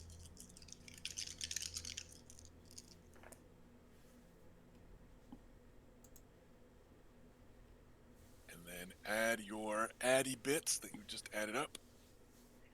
That's 10. Give me a number. 21. Plus, how much did I just say? 14? 14. Alright. This is going to be 34? All right. We are looking at a growth result according Yay! to the chart, That didn't suck. which is not too heckin' shabby. Give me 1 second. Where's the la la la la la? So yeah, that's kind of a default good result, right? You get to add 1 to any 1 score.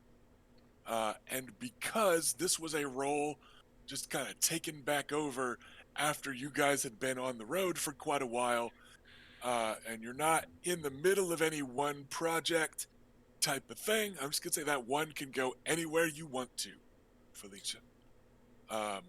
There are times that the ongoing projects or problems of a house are going to mean I give you a couple options for where these bonuses go, or that it's to me where the decline comes from, right? Like if you roll a tragedy, I need to think of something fucking tragic, right? So, but for this one, it's just kind of a generic test of an abstraction of a lot. So, I'm thinking it might go into to law, maybe, or influence, but uh, I'm leaning towards law because we're at a -1 for the modifier to our house rolls because of it. and as you guys have been increasingly strengthening your grip on the region, there becomes a little bit less room for bandits to hide and stuff. So, yeah, makes perfect sense to me. All right. Does anybody want to argue with that? Mm-hmm. Okay. Well, then I'm gonna put it into law. 36. All right. All right. So that's how these rolls are going to work. We just, like I said, I figured Wyvern's Rest gets a little bit extra management compared to the rest. But that one was an abstraction for a couple months of time because not long after Lucerys's wedding, you guys have one more wedding. But this one is a very small and intimate affair held in the largest castle in the world, which makes it even more small and intimate feeling. Now I think of it like, yes, the opposite things. Put those together. Does Harrenhal even have a sept? I, I thought I mean, gods would, but I mean, every castle has they'll have something something. that Yeah. counts as a sept enough, right? Like airports and hospitals have little temples in them, right? It's the same kind of thing. So we have They airports. yeah. Yeah, I guess it's still going to have a high ceiling, probably, no matter Yeah. what. They just might not have a full-on sept with a septon and some Yeah. septas and a separate building, Yeah, or yeah, I rather figured you did. a septorate building and all that good stuff. But yeah, so No. so Blocked. this is the How do you take bits back? no, you can't do it. So this is a very small affair because the lady Shella went just wants it that way. She is not interested. Yeah, she is not terribly interested in a big thing. She still thinks of herself as married to her beloved Walter, who's been gone for some time. And again, her children are gone, and it's she's going through the motions to help a friend in Lord Makar, and she's to make sure that Harrenhal will be taken care of um, when she is gone. So, she isn't. I don't want to say like she's not flippant about the whole thing, right? But she's also not going to pretend to be some blushing maiden of 16 that wants her dream wedding, right? Like she's going to be the opposite of a bridezilla about She's it. being pragmatic. Yeah. Pragmatic. So she wants it to be a small, friendly affair. Um, so Adam's siblings are invited, except Jim is helping out. Sir Robert Frey is Sir a Robert Frey. yeah That's is so nice. Like hearing that was like, oh, is in attendance up there. Um, Speaking of which, now that he is a sir, uh, later in the feast, we're doing a quick little flashback scene. Um, there was a brief moment between him and Aunt Elia, and she gives kind of a grudging look over to Davin Lannister and Mary Crane, who Oh, seem to have been talking with her about this a bit after they both, have filled each other in on the stories of the archery contest at Adam's named day tourney and all that good stuff.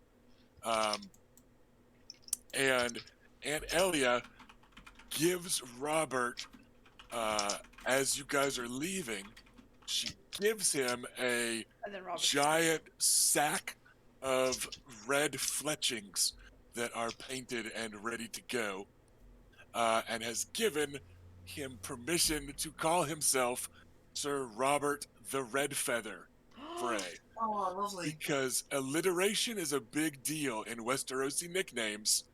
Mhm. And Wow. she's like, listen, it's still Red Feather Hall. I'm not changing the name or anything, but it's important you have a nickname up there in the Riverlands, and it's better it be one we give you than some of your cousin cunts. So, right? That's basically how it goes. Is this kind of grudgy, like, you're a good lad and you'll do fine. So Robert Frey gets to call himself the Red Feather, which is a cooler name than anything he would get from any Frey. But she And only gave me 6 of those. yeah, so he's got enough that he can fletch his arrows and be good to go for kind of a while. And in a way, it also adds to the legacy of Red Feather Hall and Elia Sandstorm, if you think about it. For sure. Now there's even a knight, halfway across Westeros. So, all right. Aw. So yes, I just thought I'd mention that, and it's a thing that he like very proudly shares on the road as Aw. everyone's traveling. And then you are joined, like everyone arrives, and your plan is like have this intimate ceremony the next day, type of thing. The next day, you get a surprise appearance outside Harrenhal, riding in kind of time for fast. your duel to death. Is Sir Oris the Aurochs, Oh. who shows up, and his kind of sheepish excuse for being here is that it's going to be a tourney up in River Run, and I was headed this way anyhow. But like this is way to the east of River Run, and he was like galloping to make up for lost time and catch up and get here in time. So like that might be why he's north of Dorne, but that's not why he's here. He's here because he heard that his friend was getting married. So, so yeah, it's otherwise pretty small. Grandfather Makar does not attend. He's had a lot of travel in Yeah. the last couple of months. Oh, So I know. yeah, and he is genuinely apologetic as you guys are leaving, but it's just not a good idea for him to travel this far, especially the wetter air outside of Dorne Yeah. might be tougher for his breathing and stuff. So um, yeah, so he is Okay. genuinely regretful, but does not. And we'll give him a big hug before he leaves. He dies. You did it, Adam.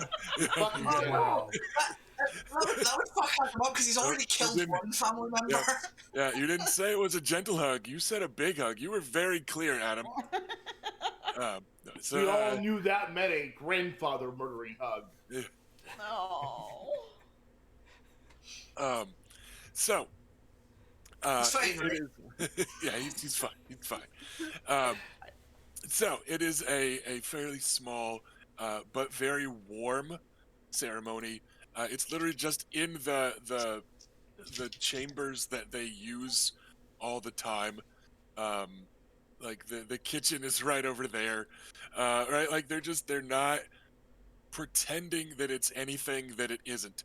It's in front of a nice warm hearth, and the hall is filled with the smells of the cooking stew, thick with onion and leeks, and carrots and potatoes. Because right now my house smells like pot roast, and now everybody needs to smell pot roast. And it's just a very warm and comfortable type of ceremony. Captain Jim does wear his robes, which you know is him doing a polite and affectionate concession to the Lady Shellawent's sense of propriety. Right? He's like, the little lady wants somebody dressed up as a Septon. So, all right. And he doesn't seem uncomfortable with them this time, because the reason is a more intimate reason. And yeah, it is fairly small and quick ceremony. There are no duels of surprise. Nobody comes back from the dead to fight for the hand of the Lady Shellawent, or like Walder Frey doesn't come riding down to recapture the love of his youth, or no other Wow. weird old men show up. Every time I treated a woman shitty, it was just because I couldn't get you out of my mind. Because it wasn't my beloved Shella again. They were all cunts to me, except for you, Shella. Except for you. So yeah. And then Adam hugs him and he dies. So it's actually, he evens out. Yeah. So it's just a nice, comfortable, warm, pleasant little ceremony. And then everybody eats yummy food after, instead of a feast, right? It's just this kind of no pressure, good Family meal. meal. Yeah. Yeah, it's just a warm and comfortable and casual, and it's more of a Christmas dinner than anything else, right? It's not a hall full of a bunch of strangers and distant relations and yada yada yada. So Well, I will slip Adam my gift to him, which is a Lysine romance book, a very gay book. It's not a canon book because there's not a lot of gay romance books in canon that we know of. But it is called A Tale of Perino. It is about a young lad who goes on a life of adventure and finds himself in the bed of many other young lads. Nice. Oh my. I had it. So my contract's out at the port. We're able to procure a copy, and here you go. Thank you very much. Look, this is very thoughtful, and I am definitely not going to show anyone this. Yes, I'm not running it myself. I'm just told it's rather spicy. Good. Yeah, like he did, like flicked a random page, like. Oh my. Thank you. There's a glossary in the back of Lysine terms and what they mean in the common tongue of Westeros. A lot of them mean dick. I'm sure that I will be able to parse the subtleties of the text, Luke. Oh. There's probably many great morals you could draw from this in the light of the Seven, I am sure. There's many exciting references to pike staffs. Especially Wait, chapter 4. Oh, is that the dog-eared page? Right, I see. He read it all before. Yeah. I was gonna be like super embarrassed but amused, and like we'll see this as the fun affectionate gift that it is. Good. I'll give him a pat on the shoulder, and I will exit the scene. So, Quickly note that down. gotta write down gay Lycini porn. Got it. That's pretty much what I was going to write. No, I mean, Actually, the Lycini scholars they divide their porn up in genres. This is called dick porn.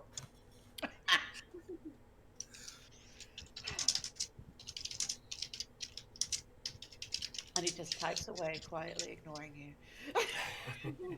Chapter 1. Oh, boy. all right. We got that.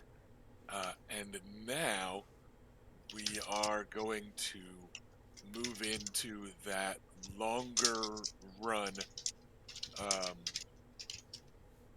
of stuff. So, Hey, did the soldier's grandfather promise him come with us? yes, you lot are escorted by 200 archers from Red Feather Tower. So they are a gift from Lord Makar and Aunt Elia. Oh. But yeah, so How many did you say again? you've got 2 units of trained archers, which I was gonna give during the first House Fortune thing, but it's just fine. Okay, no, that's cool, thanks. I like to imagine this a month where Adam's like, should these guys be going home?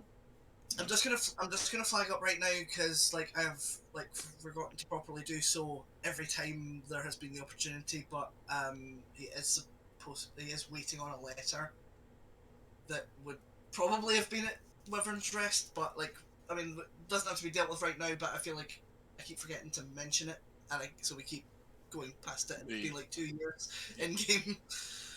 No letter has arrived. Oh. Okay. Yeah, it has not been forgotten.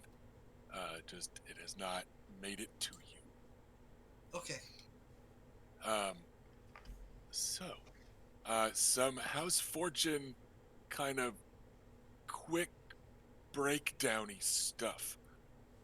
As I mentioned, Robert is going to be rolling for House Toland, and he has been given their sheet. Felicia is rolling for House Nymaryen as the heir to Wyvern's Rest. Bela is in charge of House Will. We're not going to worry about the other House Nymaryen banner houses. They are not going to be rolled for independently. They do have sheets because I have them all. Yeah, well, because one of the things that you can do if you have a banner house is put your bad stuff on your banner houses. So they can be manipulated if Felicia wants to. But we're not going to be rolling for them every month. Our assumption is that they're just keeping an even keel. Aunt Elia is keeping track of things over there. Sir Adam Bridington is keeping things running smoothly. Lord Garrus is doing fine to the south, etc., etc. We're rolling for House Will because it is personally under the control of a player character, and we want to keep Erica in the game, right? So we're not just gonna go. No, it's a banner house. Erica doesn't get to do all this. Well, Yeah, We Well, I'm voted on it. also It was 3 to 4 voted yes. I've also been granted the lands and such, so you are still sworn to House Nymaryen. well, You are still sure. technically their but I'm just saying that's why we're rolling for one banner house and not the others, is Okay. because it's a player character. And also that's why Felicia can't send bad results from Wyvern's Rest to House Will. She can't fuck over another player character who's managing a house by going, oh, we got a curse. All right, yeah, no, that goes to my banner house, Will. Fuck you, Erica, and then leaves the call, right? So House Will, Totally how I'd handle that. yeah. So House Will is in its own kind of weird spot, where legally it is a banner house, House Nymaryen, but we're not treating it like one mechanically for the way Because banner this is houses more fun. work in this game. Is that making sense to everybody? So we got that. We've got House Will, which Erica's got. House Nymaryen, and then we have House Went, which I'm going to do a quick breakdown because this is one of the many houses where the rules just don't work in this game. Mechanically, there is no difference between the largest castle and the largest castle. So, even at its prime, Harrenhal is statted the same as Winterfell or the Eyrie or whatever, because that's just top tier castle, and that's not detailed enough for some of the stuff that Ash wants to do, and I also think that it's not special enough for Harrenhal. So what we did instead is Yeah, because it's literally like 3 times the size of Winterfell, so it's like a whole other size class. right. Essentially. So it's just another spot where their ranking system does not work. So what I've done instead is statted up each of the towers of Harrenhal as a tower, a separate defense post. And one tower is what some houses have. That's it, right? Like that's 10 defense. Now, so they've got that, but only Kingspire Tower has a full mechanical 10 points.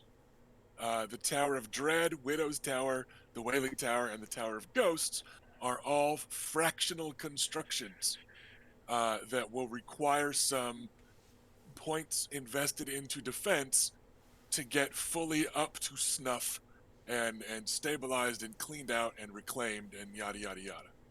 But we've got all those towers. We've got the Hall of 100 Hearths, which is a literal hall.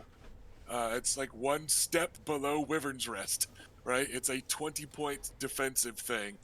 And then there is a 40-point defensive stat of Castle, simply to represent the curtain walls. So Harrenhal is currently sitting at a 97 defense. It's big and special. Okay. And Castle. and Harrenhal also has a lot of lands, because that is what Harrenhal is known for. The wealth of Harrenhal is in its lands and people. So Harrenhal is currently sitting at a 73 lands, which is more land score than they say the Starks have with their control of all of the North.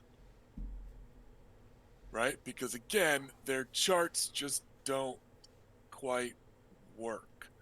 Like It's George R. R. Martin geography. Yeah. I mean, their sample of House Stark's command of all the North is a 51 to 60 attribute in lands, which is not that much, right? Like it's not hard for a starting house in the North to have kind of close to that, because they get a fucking plus 20, right? So like their thing of lands, they say that also Robert Baratheon running all of Westeros is a land score of 61 to 70. And you're like, but it's not though, because that's like any 3 lands. Like that's right. So it's their charts and stuff, just house creation breaks down at very, very quick tiers. So I just kind of threw that out the window for the holdings of Harrenhal and House Wet in a lot of ways. So if you hear some crazier numbers, there's a reason for it.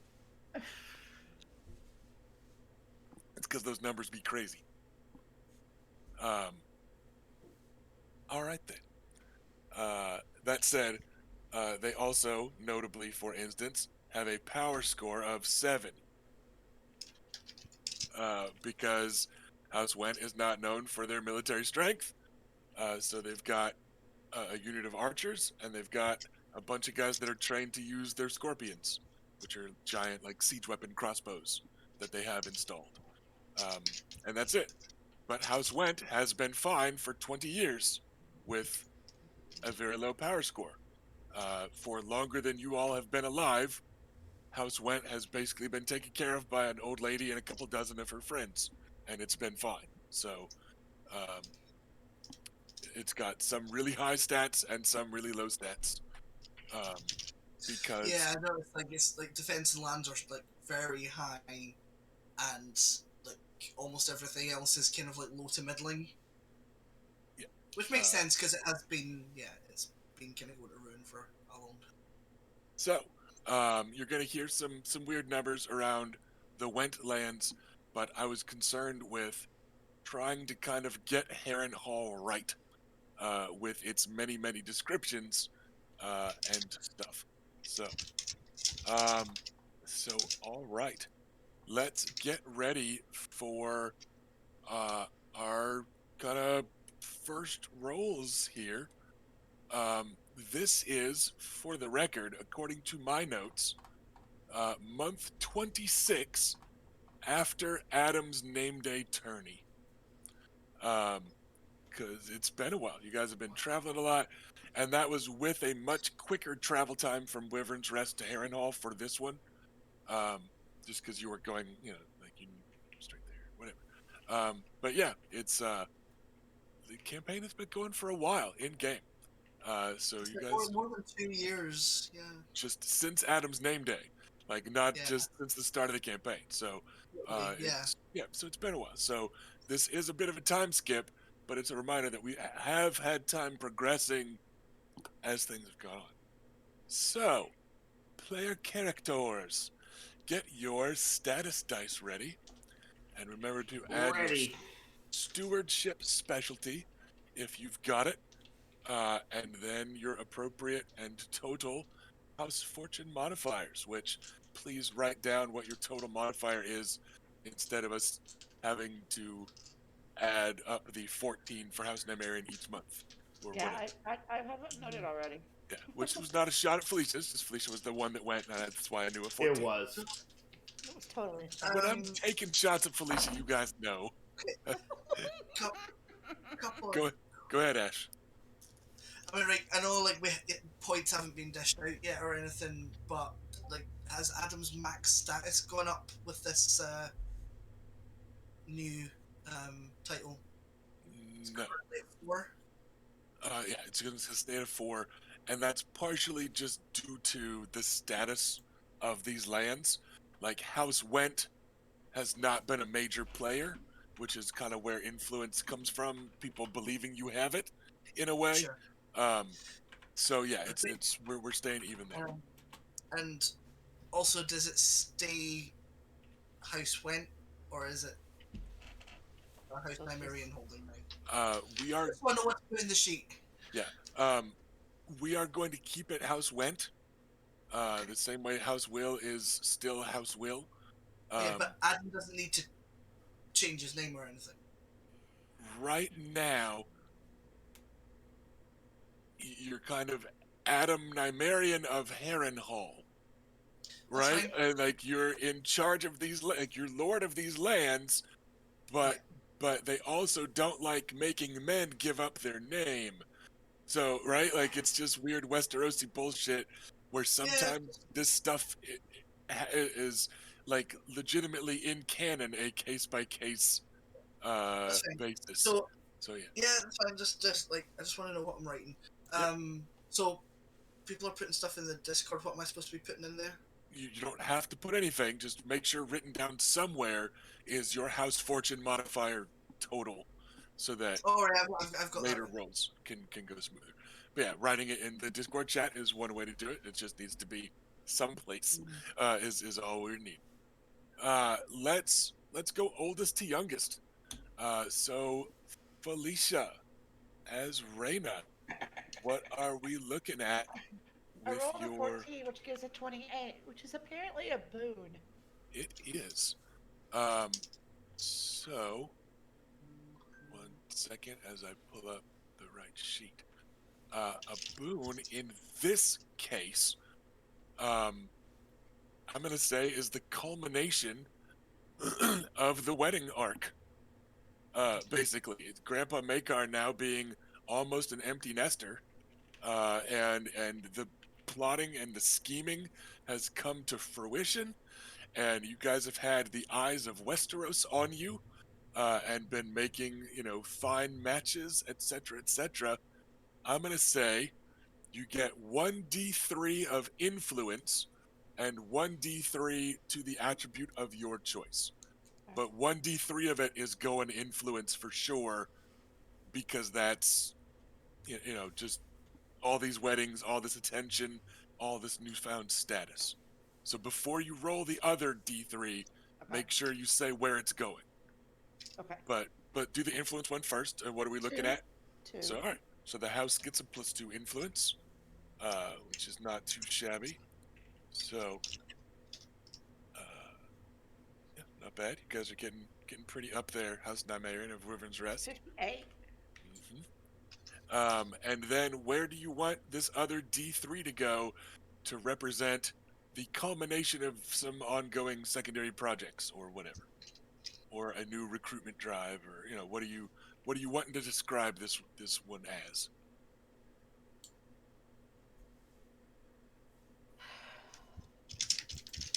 We've had an influx of people. Also, we've had we're expanding our households, which means expanding the people who need to serve those houses, support those households. Uh, so maybe population. Sure, that works just fine. So roll that D3. What do we got? 2. Okay. I think you've got the agriculture upgrade at Wyvern's Rest, right? Oh yeah, we do. So that is going to modify a population roll. Give me 1 second. I wondered what the pow and pop in parentheses meant. Yep, it's this is from a supplementary book that unfortunately they only ever did one of. There we go, Jesus. It's called Out of Strife Prosperity, and it is wealth holdings for the Chronicle system. This is the Chronicle system. They just have only ever used it for this game, kind of. But all right, the agriculture holdings have a special benefit, and I know you're not. There we go. Food agriculture, blah, blah. Come on, skip to it. Where we at? Where we at? So, whenever you gain population or power, you gain that much +1.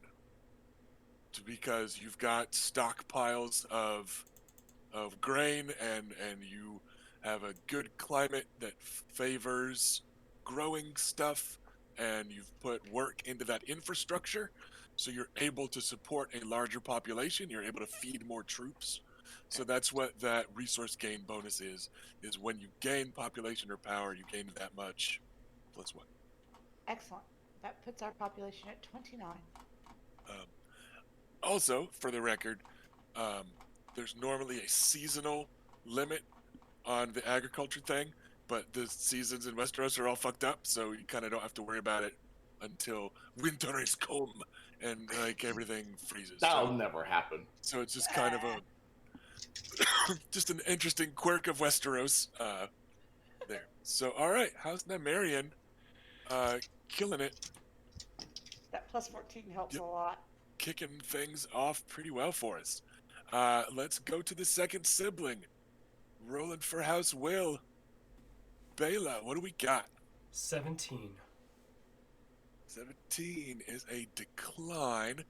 That's a -1 to 1 attribute.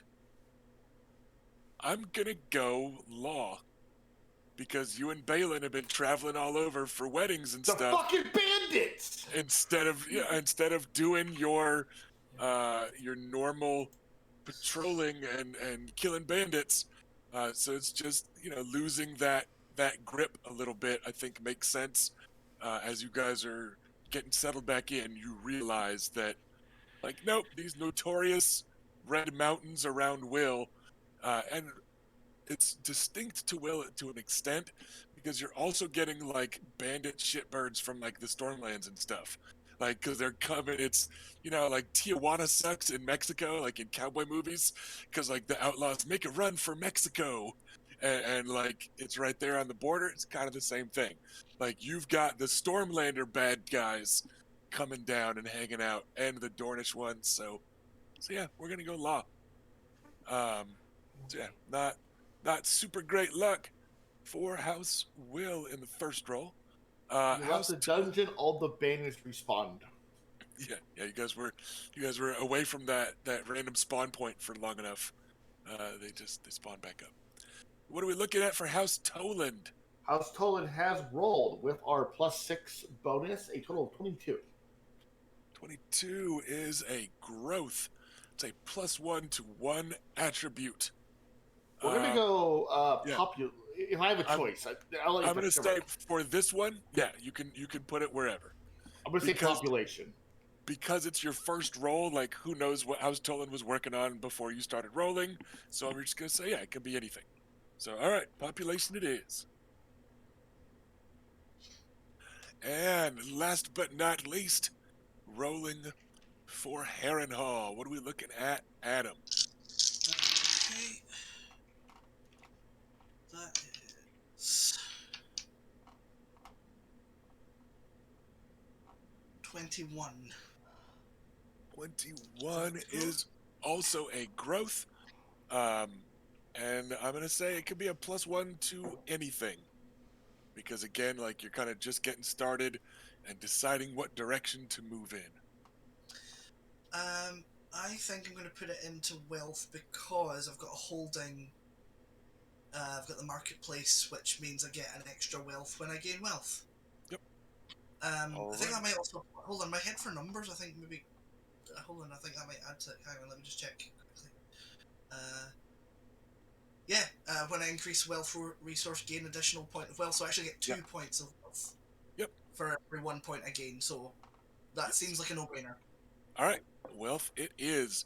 You are able to sit down and between your own head for numbers and having a maester with you to assist with bookkeeping and stuff, you guys are able to just kind of be more efficient about the taxation of the peasants and utilizing the land, et cetera, et cetera, et cetera. You're getting finances in order.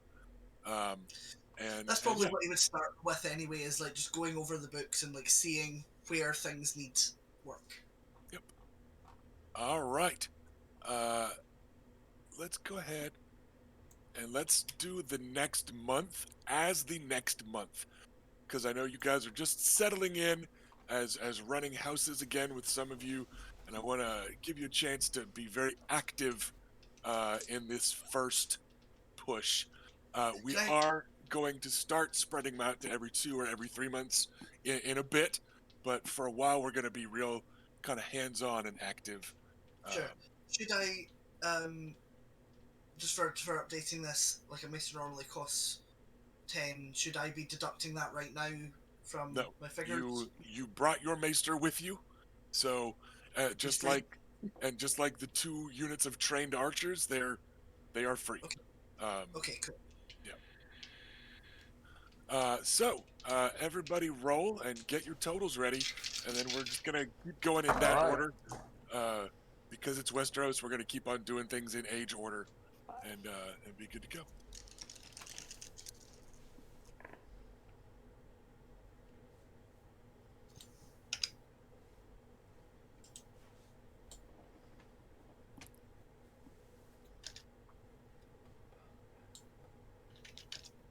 So whenever you are ready, Felicia.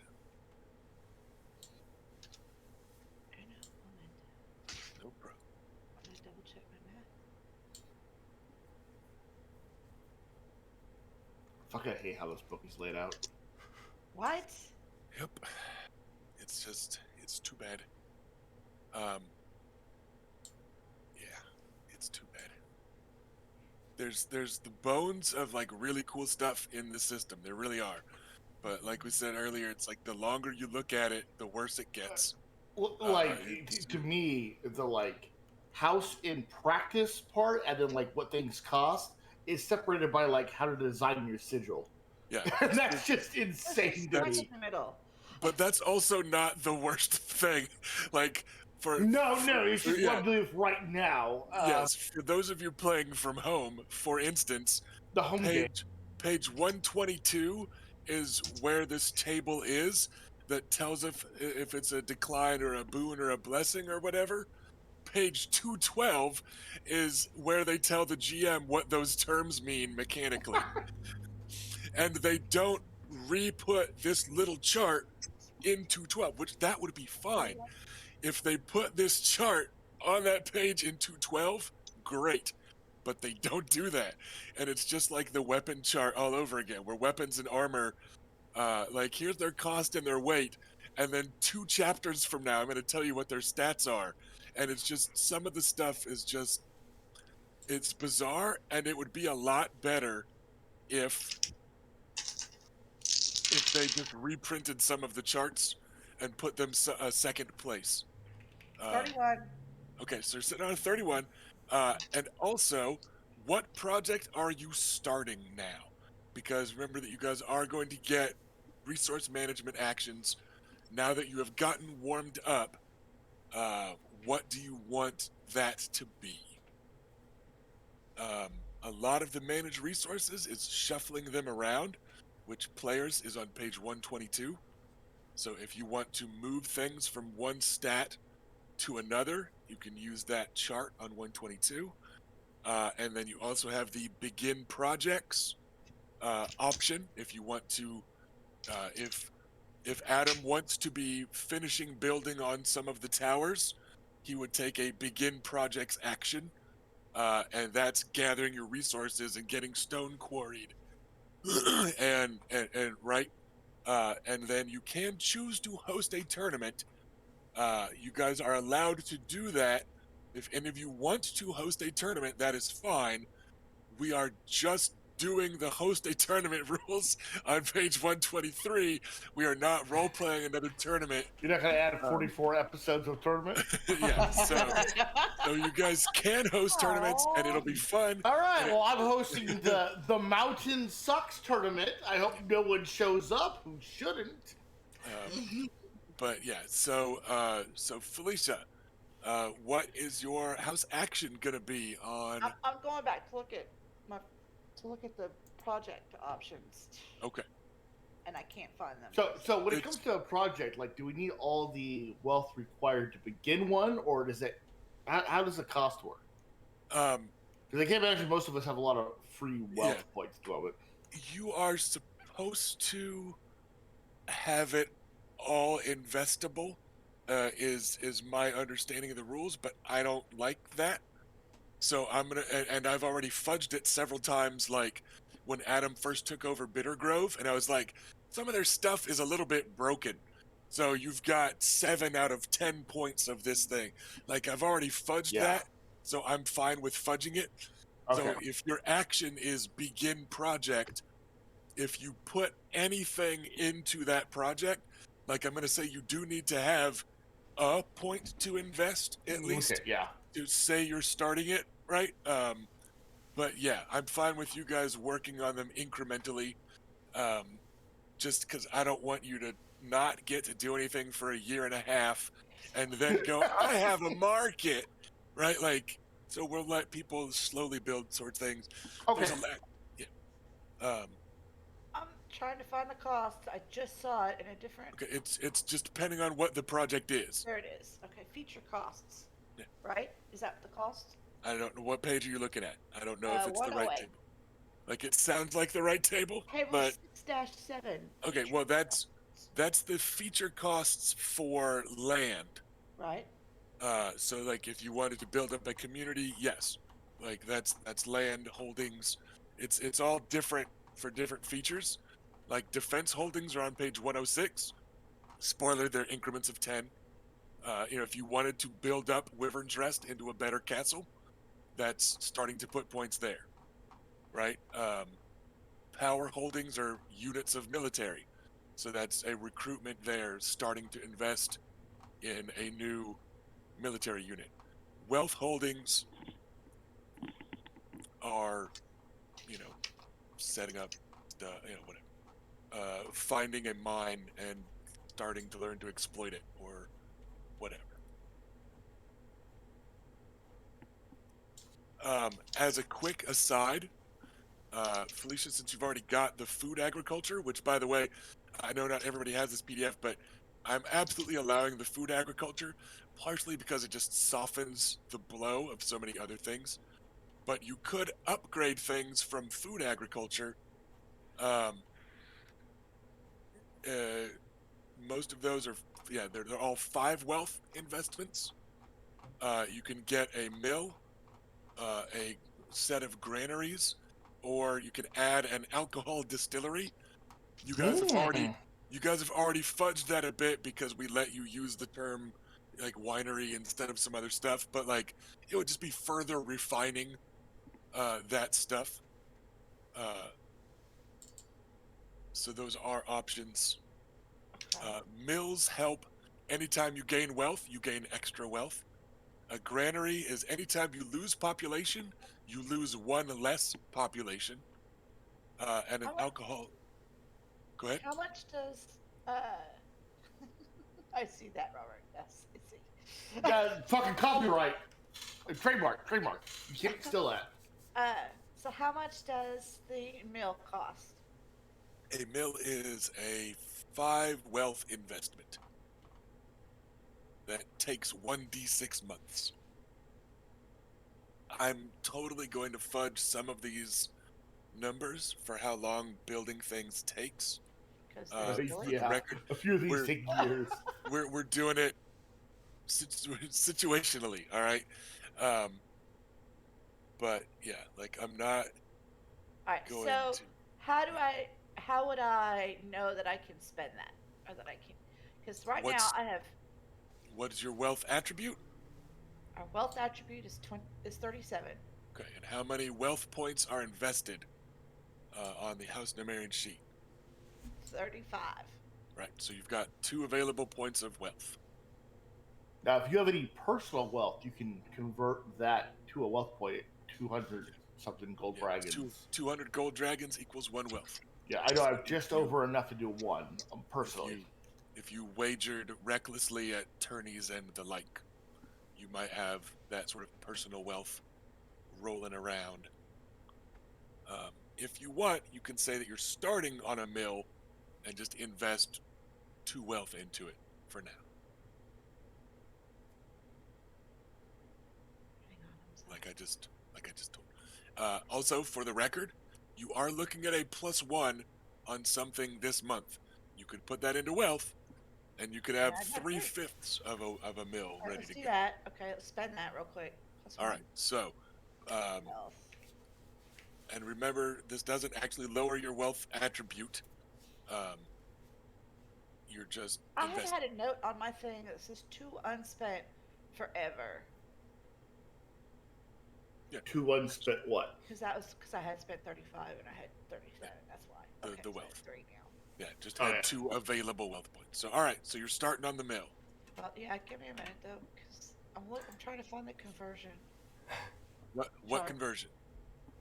The exchange something for wealth or wealth for something else or It's 122. 122. it's a popular page. Yeah. But that's the one where you can turn wealth Yeah. into other things. Yeah, wealth can go into anything at a 2-to-1 ratio. Yeah, you can't turn anything else into wealth Okay, nominally. then we start it. That said, if somebody has a crazy idea for turning another attribute into wealth, if you want to sell some land or whatever, I'm willing to hear it. Right? like if you Rob all the bandits. yeah, like if you've got a thought for something that makes sense to turn something else into wealth or whatever, if you've got an idea that's not quite the same trades on the resource management chart, I'm willing to listen. Okay. So all right, Go ahead to the next roll. okay, well, all right, so officially this I month started you've a got mill. growth and you're gathering the resources and investing in the trained personnel and stuff to get a mill going, right? Yes. Okay. Bela, with 18. House Will, what are you looking at? 18 is a blessing. Um,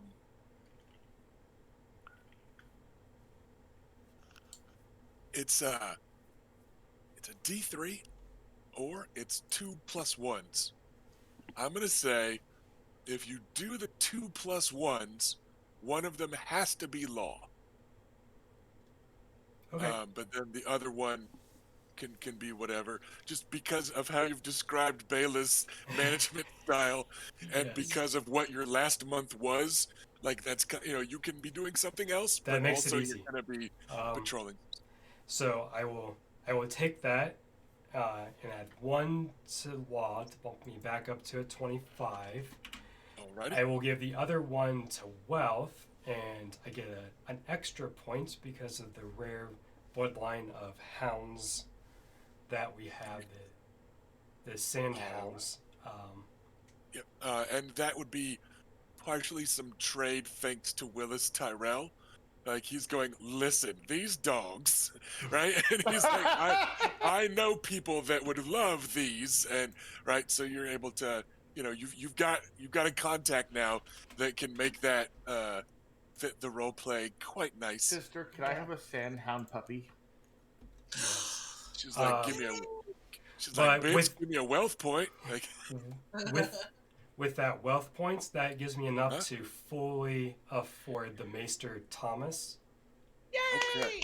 So Maester Thomas is now officially assigned to Will, and this is partially because of the ascent of House Nymaryen and your personal ascent to officially becoming the Knight of Will.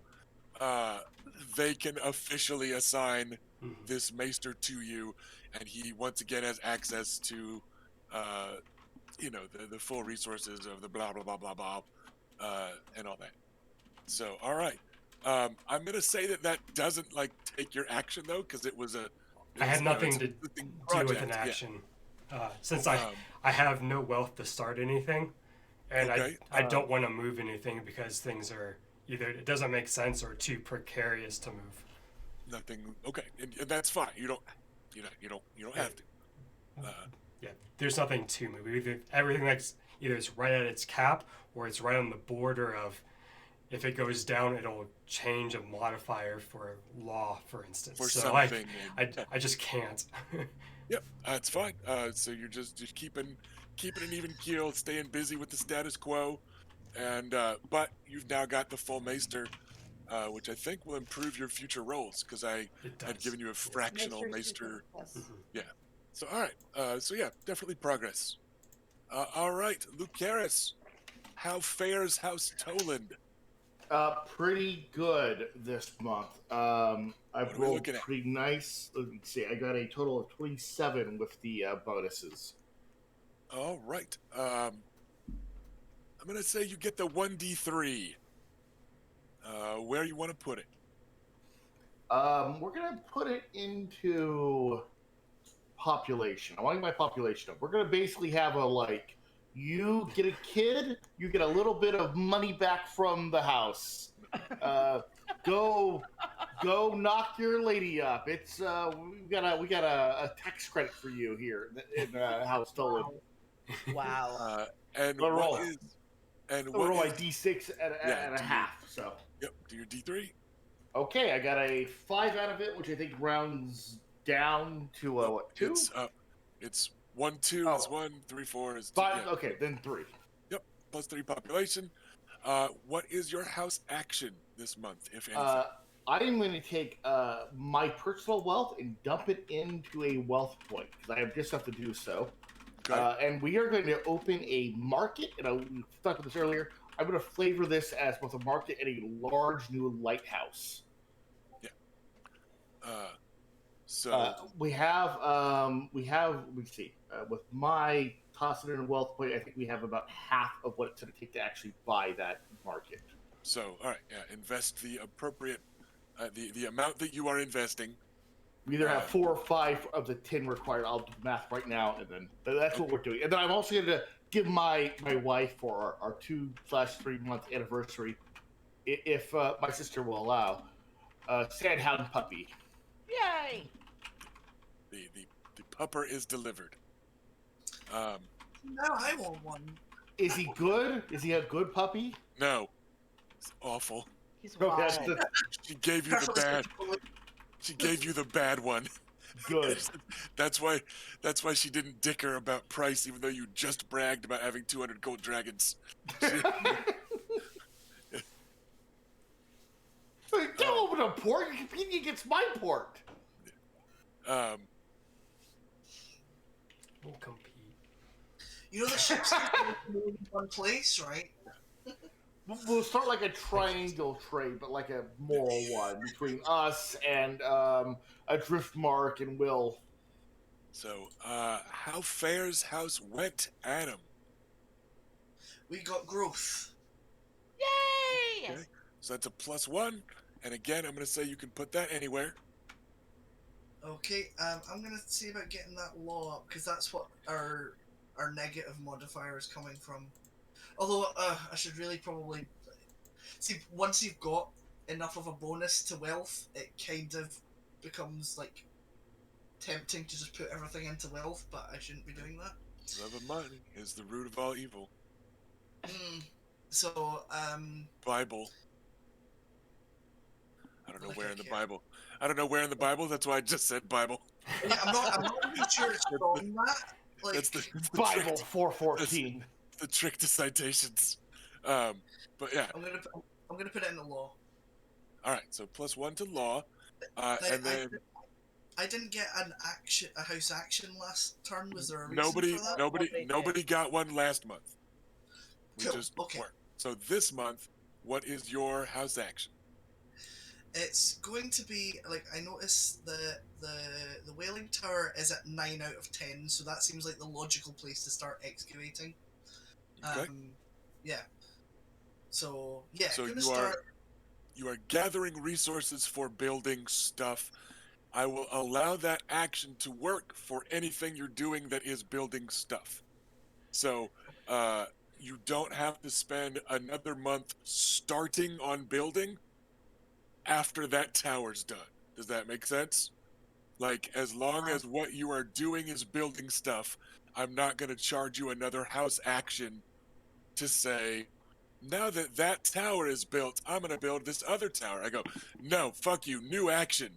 You need a different quarry and different construction workers, right? So, if you know, other I might, but I'm not totally sure. I'm sorry. normally any given project requires your house action to start. Okay. For you guys, if your ongoing projects make sense based on the last action you invested, I'm fine with letting it roll. Because otherwise, officially, each tower would need to be its own action along with its own investment of the defense point and stuff like that. I see. Okay. So, okay. but to me, it's dumb to make you declare over and over again, I start building, I start building, I start to build, building, I start. Right? Like, Okay. that's so. So I should okay. just spend the point of defense to finish it. Do you have a point of defense? I've got defense out the wazoo. Okay. As far as I'm aware. Those Let me just defense- count all my stuff. Let me just count. Right, so That that's I have. 16, 70, 79, 83. Oh, yeah, I see what you mean now, actually. Right. Because your defense. Right. Yeah, your defense points are all invested. Yeah, I just remembered that. Yes. Okay, I guess I'm not if you- doing that. If you'd like, instead of the +1 to law, you could do a +1 to defense and have the Wailing Tower up and running this month. That makes sense. You want to do that? Okay. So shuffle those around on the street, or on the sheet. Yeah, word on the street. And yeah. So Word now on the you've street got- is Harrenhal's got some new towers. Yeah. So all right. Not really one. It's like renovating. Yeah, refurbished, whatever. Yeah. Refurbishing. My fictional drug dealer who's talking about what's going down will not care.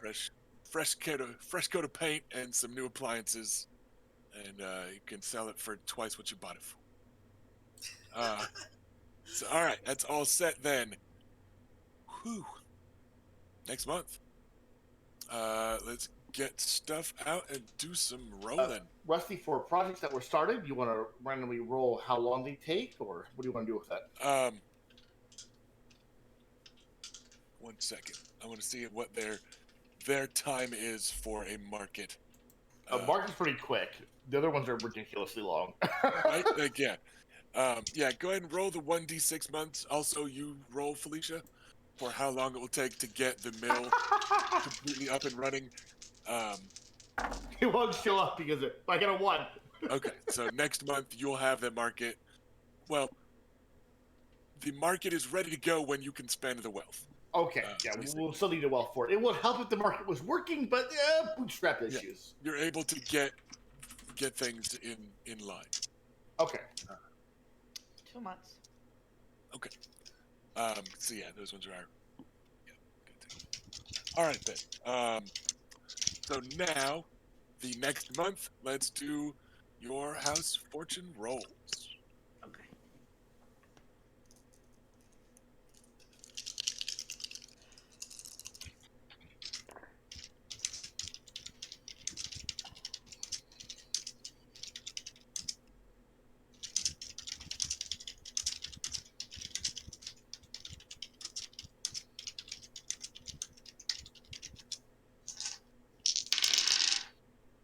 Oh, nice.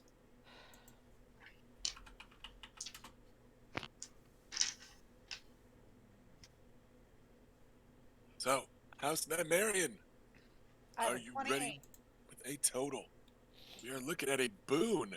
That's another very good month for the Blood Royal. It's a plus 14 to my rolls right now, so.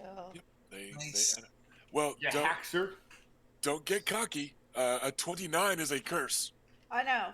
So I know. like they're weird. They skew good Yeah, at higher totals. You but get they- less curses the higher the number, but they're still possible. Yeah. And Qatar, yes, Ash just had to use his action to declare that he was building stuff, for instance. So yeah, like the house action is starting to do a thing, or shuffling resources around, or Right. hosting a tourney. So yeah, it's one of the two. So all right, you've got a boon coming, House Nymaryen. Let's go a D3 wealth, a D3 influence. You've got, influence continuing to spread as the Nymaryen siblings are making names for themselves, and as Lord Jairus is getting settled in the south, and all that. And we're gonna say wealth because of the increased trade along the coast in Dorne, the increased trade across Westeros to Highgarden, and stuff like that. So, Right. so yeah, let's do influence and wealth. Influence was plus 1, which brings me to 59. Okay. Wealth went up to 40, so it was a plus 2. All right. Sounds pretty okay. Yeah, something bad's gonna happen. And that's the spirit. And what is your action for the month?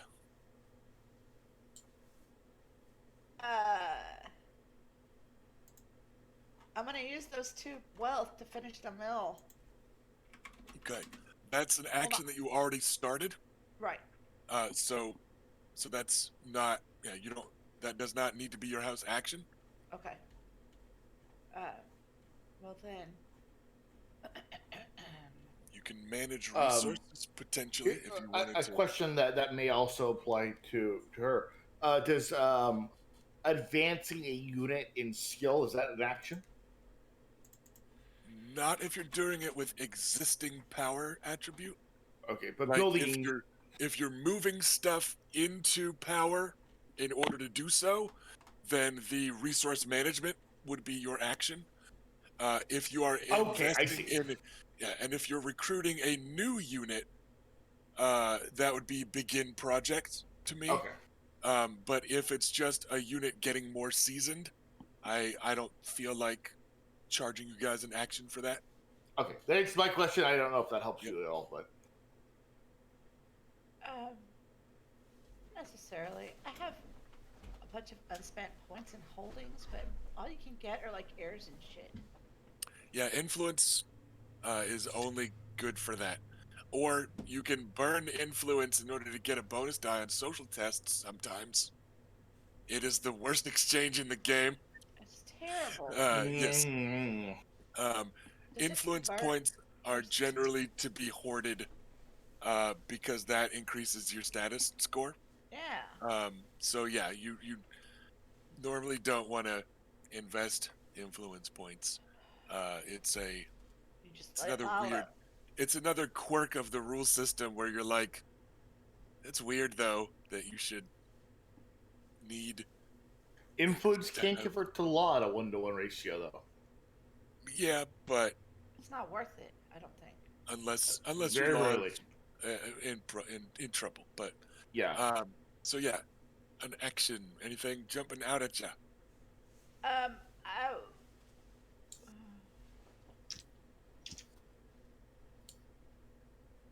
Have you got any free wealth? No. You after okay, because you can't. Hosting attorney is actually just for the record for all of you, it's a pretty good action. The minimum is if you spend just 2 wealth, you get 1d6 influence. Like that's a pretty okay conversion, probably. Right? So just saying, like if if you've got the wealth, It's better than just spending the conversion of managed resource, because normally you would spend 2 wealth to get 1 point of influence. Right? Yeah. So getting to roll the d6 is a lot better. Is probably better. Like It's five definitely times not out, worse. Yeah, 5 times out of 6, it's better. The worst that's going to happen is it's the same, right? So, just putting that one out there. And if your answer is no action, that's fine. But you did just finish a project, so if you're wanting to start a project, like now's a good time to do so. I have a question about the mill. Okay. It gives you a +1 wealth when it's complete. Nope, Is that that's right? the resource gain bonus. So anytime you gain wealth +1. Just like you've got for population and power Uh-huh. from the food agriculture, you now also have that for wealth.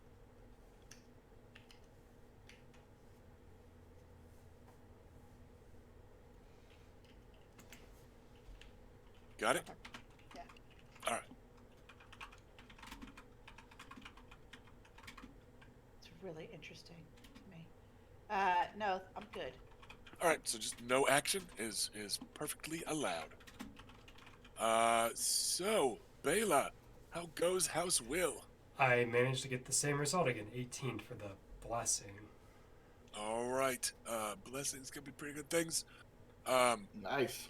I'm gonna say it's a D3 this time. Okay. D3 and pick where you want it to go, because you've been doing a little bit of a couple different things. So yeah. Oof. I'm gonna pick wealth because I think we want to get our port up and going.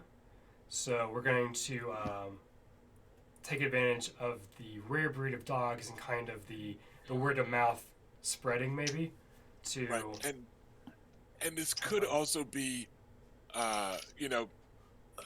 Lord Barrick is coming to visit. Like it could be people coming to visit you and stuff like that. Yeah, whatever. I rolled a 6 on the die, which unfortunately it's a D3 and not a D6, but I'll take it. But yeah, and that's 3 yeah, and that's 1. So 4 wealth in one go is not too shabby. I like it. And the house action will be to start constructing the Port. Thank you. I wanted to say harbor, Yeah, but that's not quite what it is. I mean, similar. Right. So okay, get that going, and you are good to go. Okay. Luke, where we at with House Toland? We're doing pretty good. I just rolled. I got a 20 altogether. Lower roll, but I think it's still a good result. Blessing is D3. Put it anywhere you want. but declare before you roll. I got the 1. We're gonna put it into wealth to begin paying off our market that we're trying to establish. Okay. For our action, I like to move 1 point of population into a point of power. Got it. Not have to do anything with just yet, but eventually I will be upgrading a archer unit. So Cool. So yeah, just some of your folks are focusing more on military stuff and less on civilian stuff, and you shuffle that point over. All right then, we've got House Went of Harrenhal. And I rolled growth again. A growth is a +1. Put it anywhere you want. It was rightly pointed out to me that you can exchange wealth for anything, and I'm getting wealth at a rate that I can exchange it for anything and still have wealth. So I'm going to put it in wealth. All right. So put 1 point in wealth, gets you 2 points of wealth. And what would you like your house action to be? It gets me 3 points of wealth. Okay. One for head for numbers and one for marketplace. Right. That's So, my all right. extra. So 3 points of wealth. And what would you like your action? Right, so am I right in right, this is where I find out if I understood what you said or not. So if I wanted to work on one of the other towers that's not finished, does that constitute a new building project, or can I just carry on? As long as you are doing them back to back, I'm not going to make you take an action just to change from one tower to the other across the courtyard.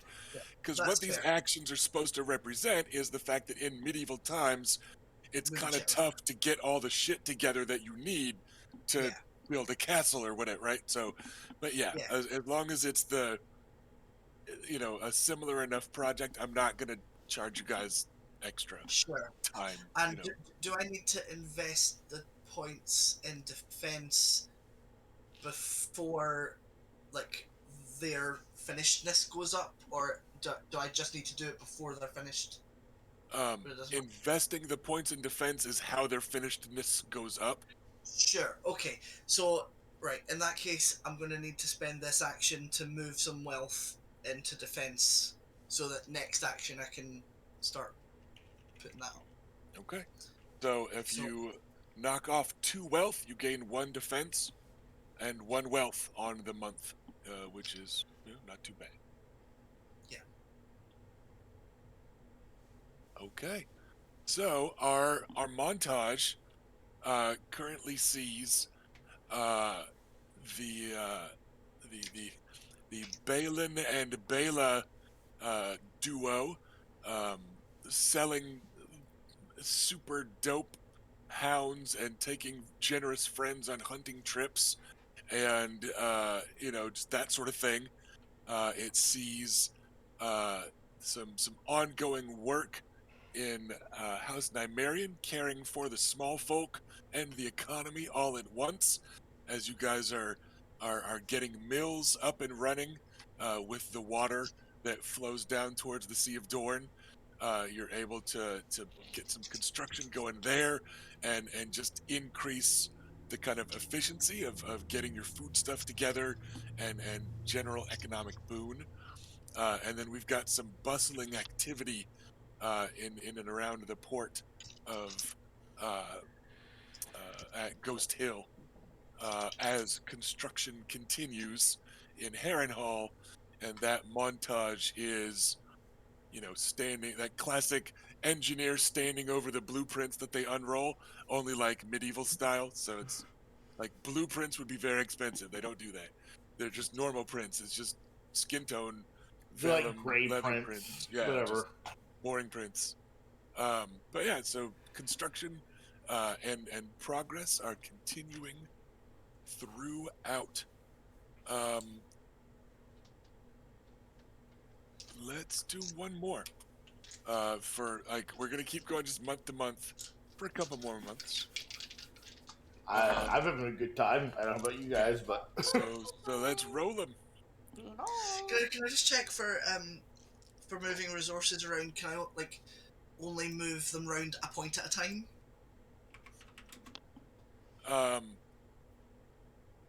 like if you had or like if I wanted to sling like 4 or 6 wealth into getting 3 defense, is that a thing I can do?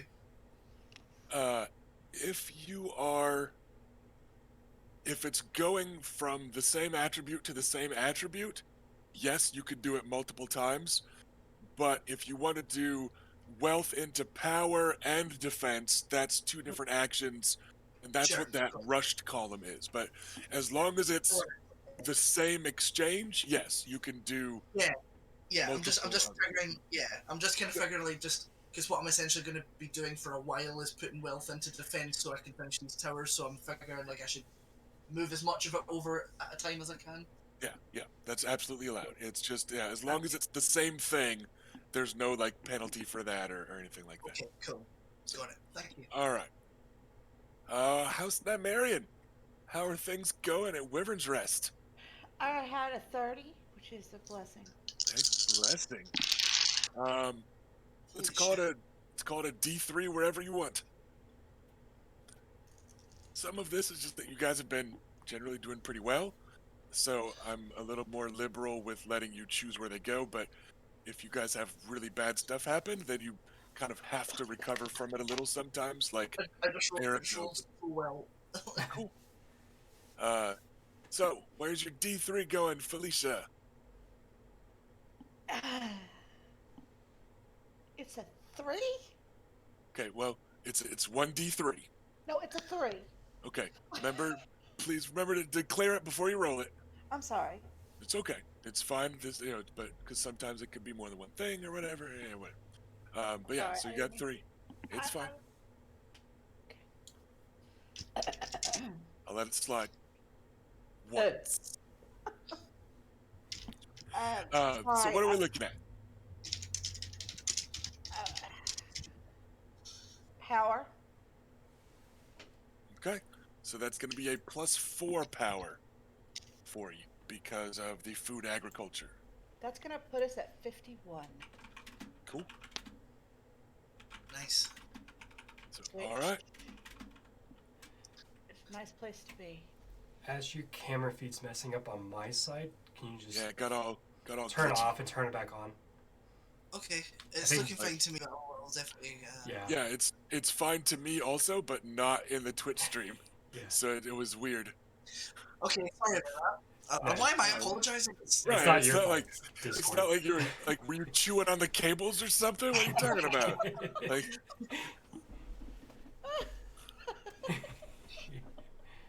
By the way, what's the cutoff for a thing to get rid of negative modifiers? Is it 30 or? it's different for each one. Like law, population, whatever. Law. Yeah, they've all got their own table because Yeah. fuck you. Where's the table? Because it's not on the thing. Fuck you is the answer to that question. Yeah, it's It's early like one, All right. guys. It's early 100s. They're God, really? Okay. yeah. It's Oh, I see it. Yeah, I Yeah. opened right to it. Great, thank you. cool. So Felicia has +4 power for House Nymaryen. What is your house action?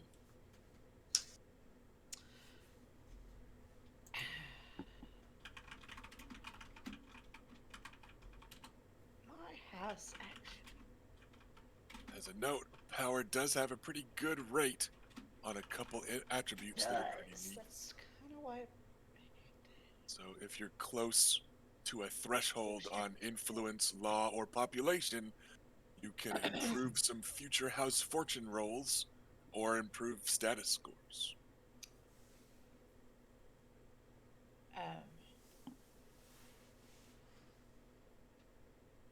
Power. Shit. How many points can you move at what? Just one? If you are going from power to the same attribute, you can move however much you want to invest. Without, you can't like lose troops and stuff like right now. But yeah, But power is also where you get your martial stuff from, right? correct. It's what's invested into military units. But yeah, like if you're close, like if you've got a something 8 or something 9 or whatever in influence, law, or pop, it's probably worth shuffling some power over. I'm 59. We have 59 influence, and we have 29 population. Okay. I'm thinking. I mean, you don't get the bonus until the one, correct? So for population, you have what? I'm sorry. 29. 29?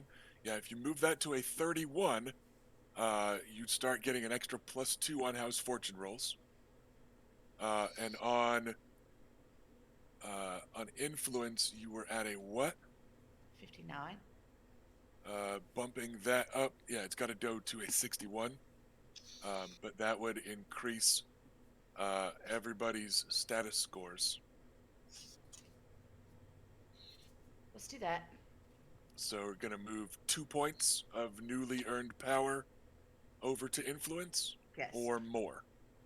Just 2. Do you want a cushion or nah? Nah. 49 power, 61 influence. Okay. Hey, Nymaryens, are you listening? All of your status scores just went up by 1. What? What? I asked if you were listening. I heard We you. all lied. I guess like what? I don't mean what. I mean why. Because House Nymaryen has had a meteoric rise of late, and House Nymaryen and every one of its affiliated houses has been doing very well for itself, and everyone knows that the young scions of House Nymaryen are why. So your grandfather, Lord Makar the Blood Royal, now has a status of 7. Oh, good for him. Can he And have I a will take status it. of 7 yes, based You on can. our current Oh yeah, because our influence just went up. Okay, because yes. you Let's just see it. increased it, Felicia.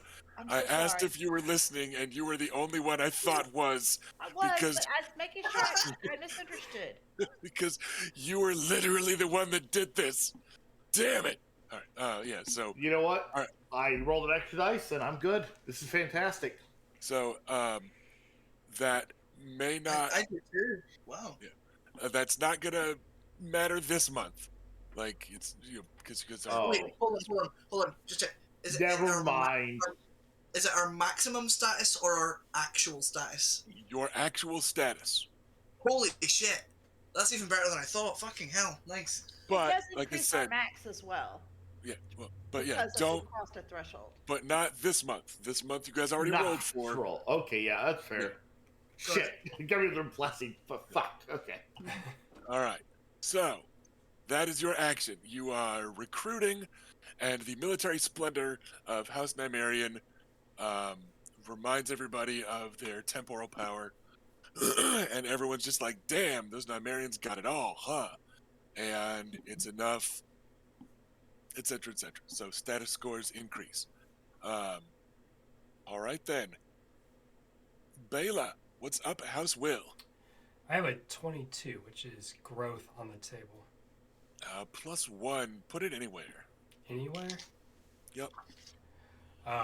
We're working on this port project, so we're going to put it into wealth to get 2 points. All right. Sounds good. Lucerys. How's Ghost Hill? 24, which is also a growth. Okay. We're gonna 1 point. Put it wherever you want. We'll put it into wealth at this market up and running because it will be very useful once we do. It will. All right. And how are we looking up at Heron Hall? I rolled blessing. Yay! I'm gonna do the 2 + 1s instead of the D3. So, Okay. but you can put them wherever you'd like.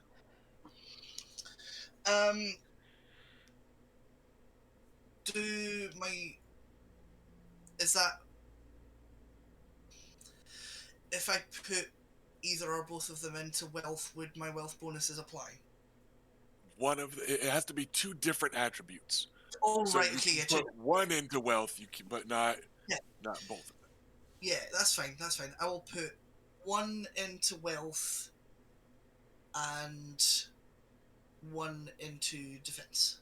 All right, so wealth goes up by 3, defense goes up by 1. Also, I'm sorry, Erica, did you have a house action No. or Luke? No, we are working on what we're doing already. Right, So just keeping going. Okay, I just because you said that, like I took that as you not wanting an action, but yeah, okay. And then what is the house action for Heron Hall, Adam? Right. I am going to funnel. How many can I do this? Right, I've got 25 invested, so I can funnel 10 points of wealth into defense. So how many do I need? Let me just check. I need 3, so I need 6. So I need 12 total to finish all the towers. So I would like to do that. I would like to put 10 points of wealth into getting 5 points of defense. Okay, go ahead. And how are our towers looking after this most recent surge of rebuilding? Yeah, let me just. All right.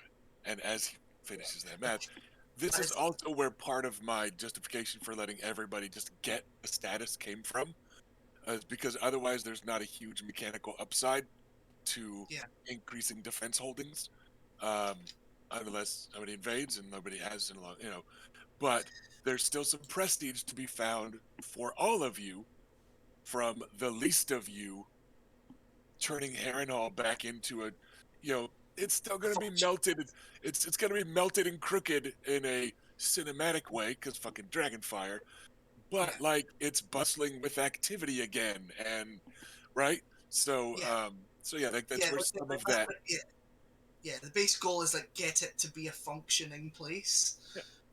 He was like he doesn't want it rotting any further. So this is all about preserving it and making sure that it'll actually stay standing. So with all these recent changes, how are the 5 towers looking? So, the Wailing Tower is already done. The Tower of Dread is now finished. It's reconstruction. All right. It's all good. Widow's Tower is sitting at 9 out of 10, so it's going to be the next one to be finished. And Tower of Ghosts hasn't been touched at all yet. It's still the worst of them. I'm just doing them one at a time for easiness. Yeah. So all right, that's not too shabby, right? It's looking better than it has in 100 years. So super happy. Yeah, and everybody's keeping busy and doing good. Let's do next month. Don't forget your new status increases, everybody. Oh, that's a new die. Oh my god. What a terrible roll.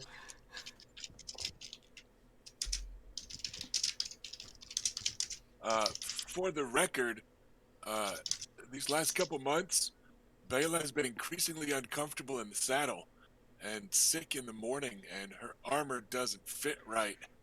Why is that? And, she having too many of those rolls. Those Just getting fat. Sending care packages. Kept all the stuff for Lady Bessa sending her rolls, and she's drinking all bunch of wine. Yeah. So on my 5 dice, I have 9.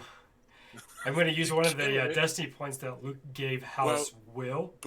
Before you do that, what would that make your total? 12. Oh, which is a boon. Never mind. 12 is a boon. You're fine. There you go. Like I said, always check, because this chart is dumb. So it's all good. So there you go. I'm curious now. Roll a d6 though, Erica. I want to see what you would have had if you... I rolled a 1, which means that it would not have replaced anything. It didn't change anything. But there you go. Just because, it cracks me up. If you'd rolled a 2 instead, you would have improved from a boon to a decline. Yeah. Right? Because this chart is weird. I don't mind that they wanted... it skews towards better the higher you go, but it's still they're weird. It is just very weird. It's a very I think otherwise you'd end up in this death spiral that once your penalties are so big that you could never escape it. Or you would end up in a constant success spiral, which is harder to get in Westeros. Like there's always the chance of a natural disaster or some shit, So all right, you have a boon. I'm gonna say it's gonna be 2d3s, and they can go anywhere you want. Okay. One is going to be to the to wealth, and then the other's going to go to law because law is still giving us a penalty right now to house rules. For the record, you skipped me, Bodhi. You skipped me and went straight to her. Did you just call me Bodhi? Yep. Wow. How dare you insult Bodhi like that? Well, now we know who both of you love most. I was actually going to say baby, and then I thought Yeah. I might get Yeah. multiple responses for that. I just got distracted by Erica's dread. Wait, at her who roll. else do you think was going to respond to baby? No, All of you might. So on my rolls, I rolled a 1 Yeah, sure. for wealth, and I rolled a 6 on the law. So it's 1 So- and 3. But you do still get your wealth extra That's right. shenanigans. So 2 So, on yeah, wealth. nice. And 3 on So wealth. yeah, all right, and then we'll backtrack. Sorry. Like I said, we were doing reverse alphabetical this time. Yeah, that's the ticket. It's not. So yeah, let's go. Felicia with House Nymaryen. 35. 35 is a blessing. I'm gonna make it so 2 plus 1s. Put them wherever you She's in the want. 30s. We're all in the 20s. 2 plus 1s? Yep, plus 1, and then another plus. They can't go the same place. So yeah. As a quick note, Erica, in the PDF that I just reshared with you guys, check on page 9. Look at the rest of the dog stuff. Yeah, Because I some did of them see are that. kind of cool and kind of fit the very martial bent of your house. Yeah, the warhounds and scouting hounds seem interesting. Like- yeah. And I think you guys are using scouts and guerrillas and stuff like that. So it's just something that I thought was neat. Wanted to make sure that you knew about them. I am going to put. Like, our defense is currently 30. If I put 1, it puts us 31. Does that put us over a certain. No, it's you need to hit 40 for the next upgrade. You know, no rule says you can't send some of that down to old House Tolan. Okay. As a thought, Felicia, there is horse husbandry, which You can costs bury your some horse. wealth. But now that you've got, access to Dornish sand steeds, coupled with the expertise of My Lord husband. Willis, it's not a bad 10 wealth to spend. Just if it's something you want to work towards. And it gives me a resource gain bonus of wealth as well? Yeah, what it gives is House Fortune rolls plus 1, and then also the resource gain bonus of wealth plus 1, and then access to some other special horsey things. So All right. I'm not like saying you have to or whatever. It's just Well, no, that's going to be because, my project, though. like, you've got a reason for it with Willis Tyrell. Like, I'm gonna say that counts as any other prerequisite that it would have of needing a trained person for this sort of thing, the same way that just the spooky mountain folk of House Will were why Bela got access to that. Like, it's kind of the same vibe. So but all right, so you've got the 2 plus 1s to give out.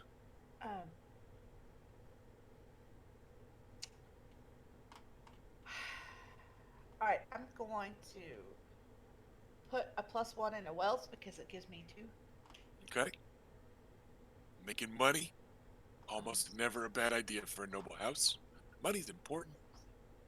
42. Not like in real life. And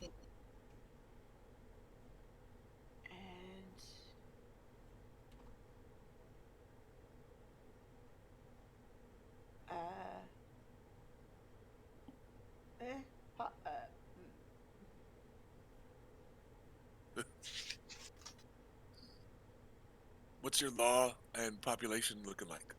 Lost 36. That's where I Okay. think I'm going to put it. 37. I'm working on Population? getting out of that -1. Yeah. Okay.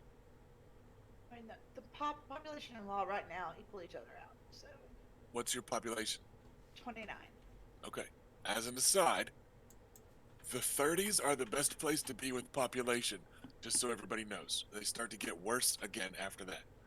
Do But if you they? get your population up to 31, it's a +3 to House Fortune rolls. All right, well, I'm going to put it 30 into population. 1 into population. Okay. So 1 into wealth, 1 into population is the official blessing. And then what is your action? I'm going to start to. I'm moving towards my project that I'm beginning is the horse husbandry. Okay. Can I make a counter proposal? You Just as a suggested the house husbandry or I, house. okay. I'm just saying, if you've got your population that close, Yeah. you could take one of those points of power from last time and put it into population and start getting that extra +2 on House Fortune rolls. It would only just- be a +1. I'm sorry? Nothing. I do that math separately. It is So. the okay, whatever. I'm just saying it is right now for 1 resource point, your population bonus would go from a +1 to a +3. So I'm just saying that might be good math in the long run. But if you want to wait till next month, that's just fine. So what you start on house husbandry is your official action. Horse. Yeah. Okay then. And then Bela, we already did. Can I have a Luke? quick clarification? I'm seeing a discrepancy between the 2 books on the requirements of a port. The Okay. core book just says you need a coastline of some sort, but the Right. extra book that you sent says it also requires a small town or larger Or larger town. And I don't have that because that's an enormous cost. investment. I'm gonna do it based on the version that you want. Does that be like, just think of them as 2 completely different investments? There is a basic book port, and there is a out of strife prosperity thing also called a port, because Okay. they just have different stuff. Like, just think of them as 2 different. Okay, I will go purchases, with base book port because Right. I qualify for that at the moment. Yeah. Port and DLC port. It's a little extra fancy. Because the out of strife prosperity one is harder to get, but has some other options afterwards and stuff. But we're just gonna keep it, pick the simple or the advanced, and you're good to go. All right. So Luke, what was your role this month? Oh, I rolled it. It felt like it was hours ago. Let's see. I got 27 again. 27 is another blessing. Let's do 2 + 1s. Put them where you want. Okay, we're gonna go 1 into population and 1 into wealth. Okay, what is your action for the month? My action will be converting some of that excess population into extra power, where I will be boosting up my green archers and the trained archers. All right, so a solid recruitment drive, and your archers get in a lot of practice and are getting better at their job. Okay, let's go north to Harrenhal. And I rolled growth again. Okay, so +1, put it anywhere. I'm going to stick it in wealth. Just kidding, put it in wealth. Like, that's the place to put it. All right, so 3 points in wealth. And what is your action? My action is to turn, 2 points of that into defense. All right, Into 1. Sorry. Right. So continuing to invest in the infrastructure of Harrenhal and improve the sturdiness. Are you going to finish off the Widow's Tower? I am, My because I only have assumption. 103 invested just now, and it's now at 106, so that gives me like 3 points to play with, so I'm going to put 1 point into finishing the Widow's Tower. Nice. Am I able then to put the other 2 into Tower of Ghosts, even though it's not going to finish it? Correct. You can do that. So all right. That just leaves the Tower of Ghosts at 6 out of 10, so I'm Yep. making progress. 3 of the 4 towers are now hustling and bustling and filled with people, and been rebuilt and some cleaning up and all kinds of fun stuff. So I'm presuming minimal ghosts and skeletons. so all right. We've got the next month. Let's roll them.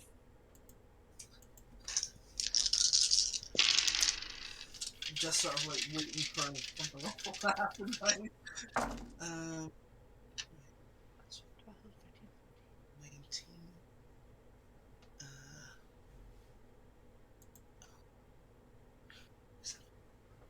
Nice. So Felicia, what are we looking at? 30. A 30 is a blessing. 1d3, put it where you want. 1d3, put it where I want. I'm gonna put it in. You told me to declare first.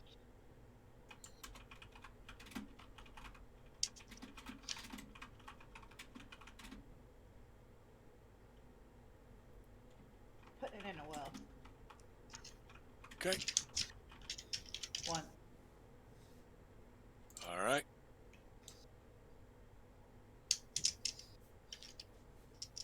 And your action for the round.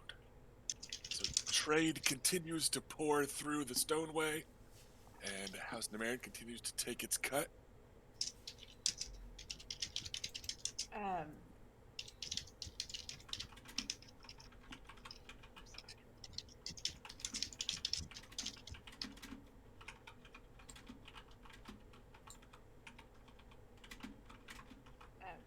I would like.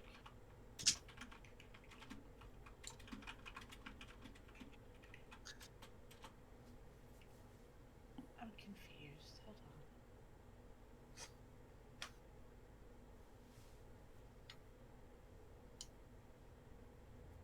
Looks like the last time I rolled blessing, I got 2 different things. Right. Sometimes it's a D3. Sometimes it's Right. plus it's 1 and plus 1. each. Okay. Right. Sorry. It's gonna be plus 2 because of the thing, right?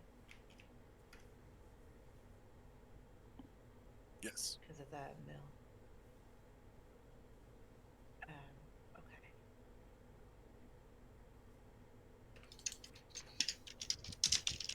All right. So you put Okay, the point into wealth, and then you've got your I'm action. going to. I'm not starting a new project. I'm continuing the close husbandry. Okay.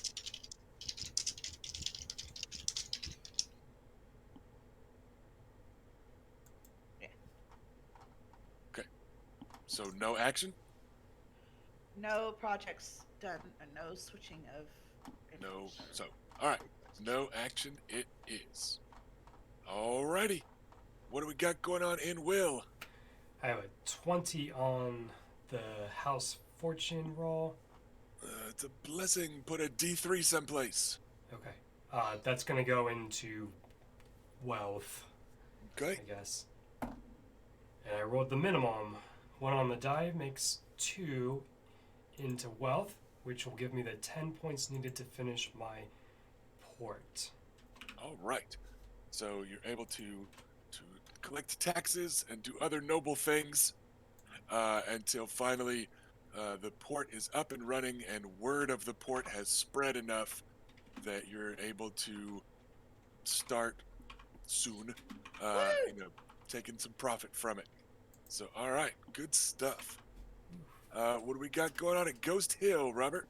Ghost Hill's doing pretty good. We got a blessing, a 30.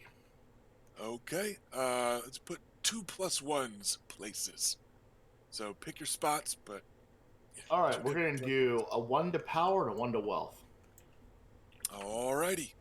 Progress continues. Continuing to skim taxes because you're nobles and you get to.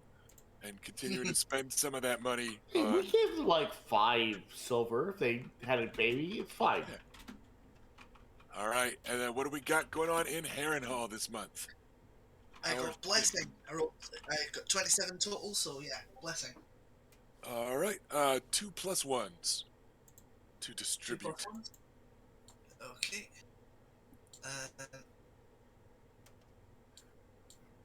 Sorry. So I think, yeah, I think I should like just stick with like trying to finish these off as quickly as possible. So I'll go for wealth and defense.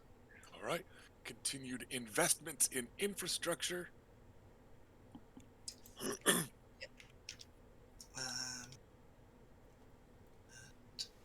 that lets me move. And then For- as your action, moving some wealth over to defense. Sounds like. Yeah, I'm gonna move 4 points of wealth into defense to bring my defense to 109. No, Jesus. So next turn I can invest the points that I need to finish the last turn, and I'll still have a point left over. I think if I've calculated that. Okay, you can invest those this month. Oh yeah, sure, yeah, cool. For I'll the do record. that then. So like, yeah, so you put 1 point in defense, just from the earning for the month, right? Which gets the Sure. tower to a 7, and then you're moving how much wealth?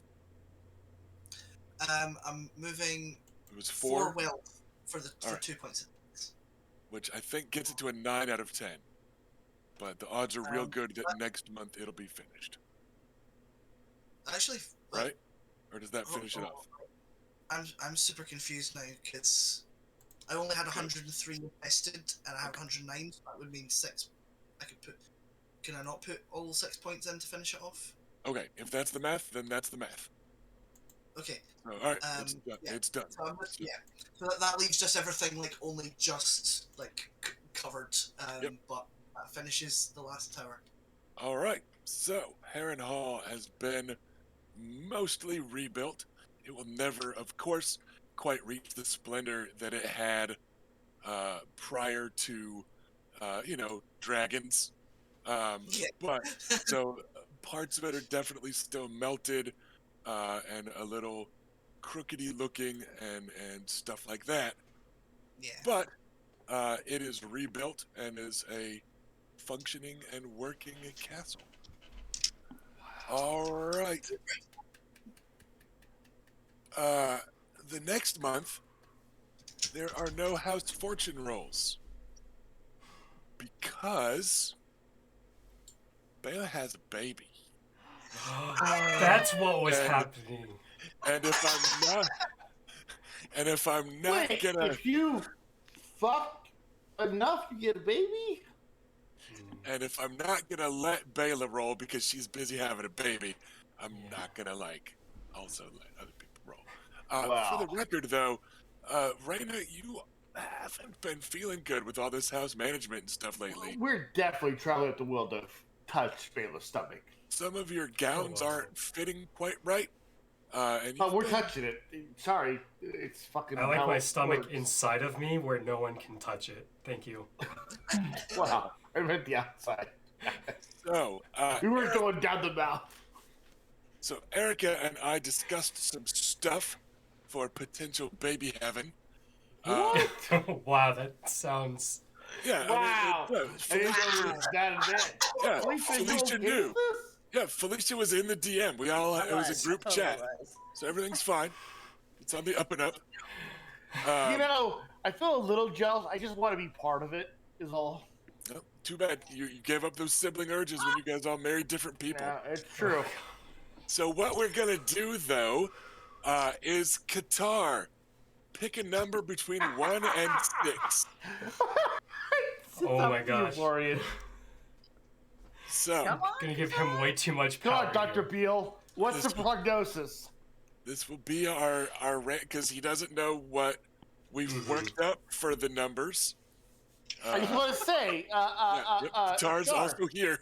Dr. Beal is a trill scientist and doctor. So if anyone's gonna know what's up, yeah. 4. All right. Bela has a girl. Mhm. Yay! The girl.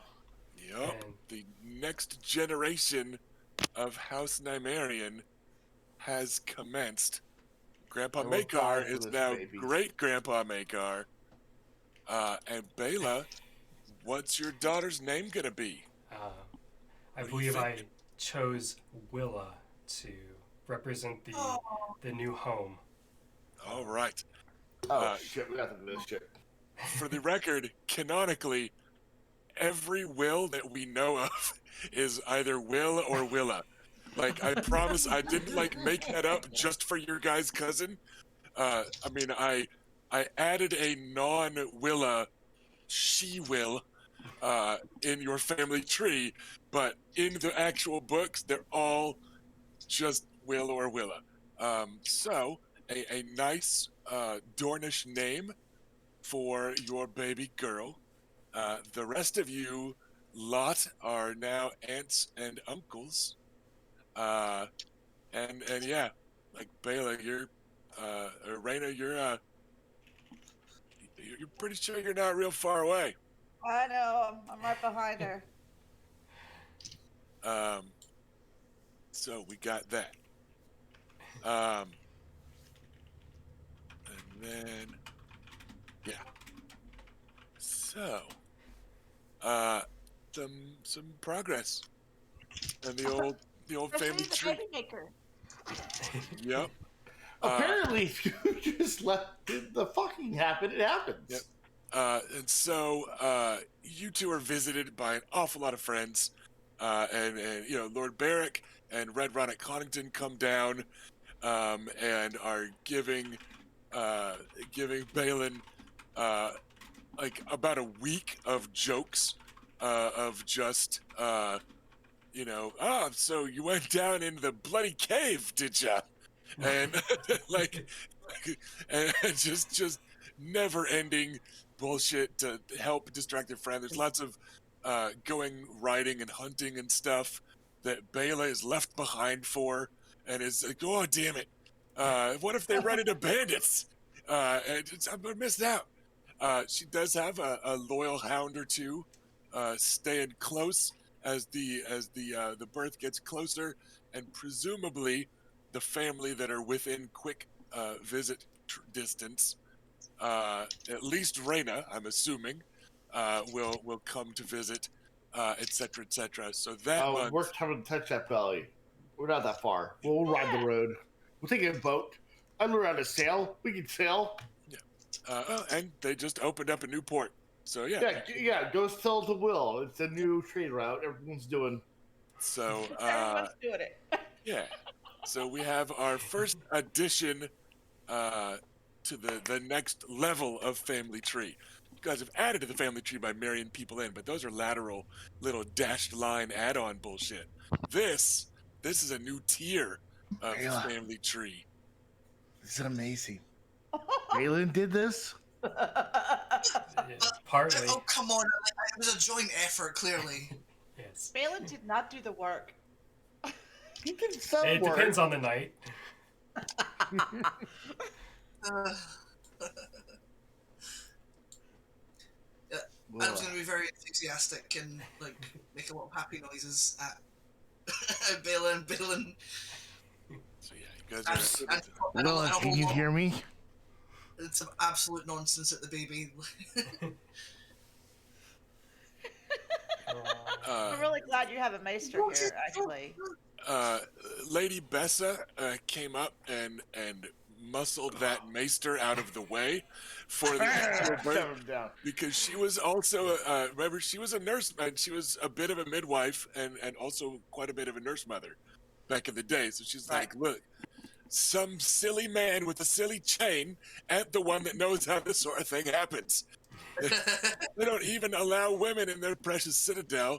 There's nothing they know about what goes on down there that we ain't told them. Right? Like, she's just like, fuck off, you. Like, she's like, hold this. Right? Like, they flip roles, and he is, So, yeah, Lady Fleabottom comes to assist, etc., etc. Just, yeah, it's a nice month. So, in the abstract, kind of that's what everybody does for that time period of, for the record, month 31 after Adam's name day tourney, which is just because that's the notes that I started. That's our year zero for current timekeeping, just because that's what the list is. But we're a good 2.5 years out from Adam's name day tourney. Holy And shit, yeah, like in that intervening time, he has turned 18. yeah, like you guys are all getting older, and yeah, I'll Need need to to, update his character sheet. yeah. So yeah, some progress is made on the family tree, etc., etc. I'm gonna say, And Raina shows up pregnant to your baby having party. yep. And Balin is of course giving Willis Tyrell some shit about like being slower on the draw and all that. And he's like, "You were weird first. And anyways, thank you for naming the baby after me." And Balin's like, "Fuck." and, and he only says it to shut Balin up, and it works. And he's like, "God damn it!" And I had to get into that conversation. This is perfect. yeah, and Balin will grudgingly admit. Whoa, I'm getting feedback from someone. Ash, did you change a sound setting? I Or did not something? have anything. Okay, weird. But yeah, Balin will admit that, to his friends Barrick and Willis and all that, he's like, we just agreed that if our little knight come out with a spear in her hand, then, I got to name him. But if they didn't, then Balin got to name her. Either way, though, you're gonna be a good little fighter. So yeah, that was the arrangement that they worked out, Balin, depending on say gender. to him aggressively as I approach. He is unintimidated, but continue. He should know my bullshit by now. So I give him a big hug. You motherfucker. Technically, Sister, I suppose. This is technically not until maybe tonight, but certainly until you lot leave the room, or maybe a few weeks. He says, like looking past you to Bela, who's reaching for her spear, and I'll give him a hug. I'll give him the forearm grasp knights do, and pat him on the shoulder. He's clearly been drinking, thanks to Lord Barrick and Red Ronnet, who were helping him with the nerve. Because, honestly, that sort of thing is more nerve-wracking in Westeros. I am not killing characters in childbirth, but they don't know that, right? So all of the normal impotence and terror that, families feel in real life statistically is multiplied several times over in Westeros. So he's all loosey-goosey now and a little, I don't want to say sassier than normal, but a little snarkier than normal and all that. So yeah, the guy's just been, drinking a bunch. Yeah. Is this post the kid being born or almost? Yeah. Born? Oh yeah, no, this is born. Okay. Yeah, this is okay. that. Yeah. So yeah, it's a pretty heckin' joyous day. I will go give my sister a hug as well. Bela is.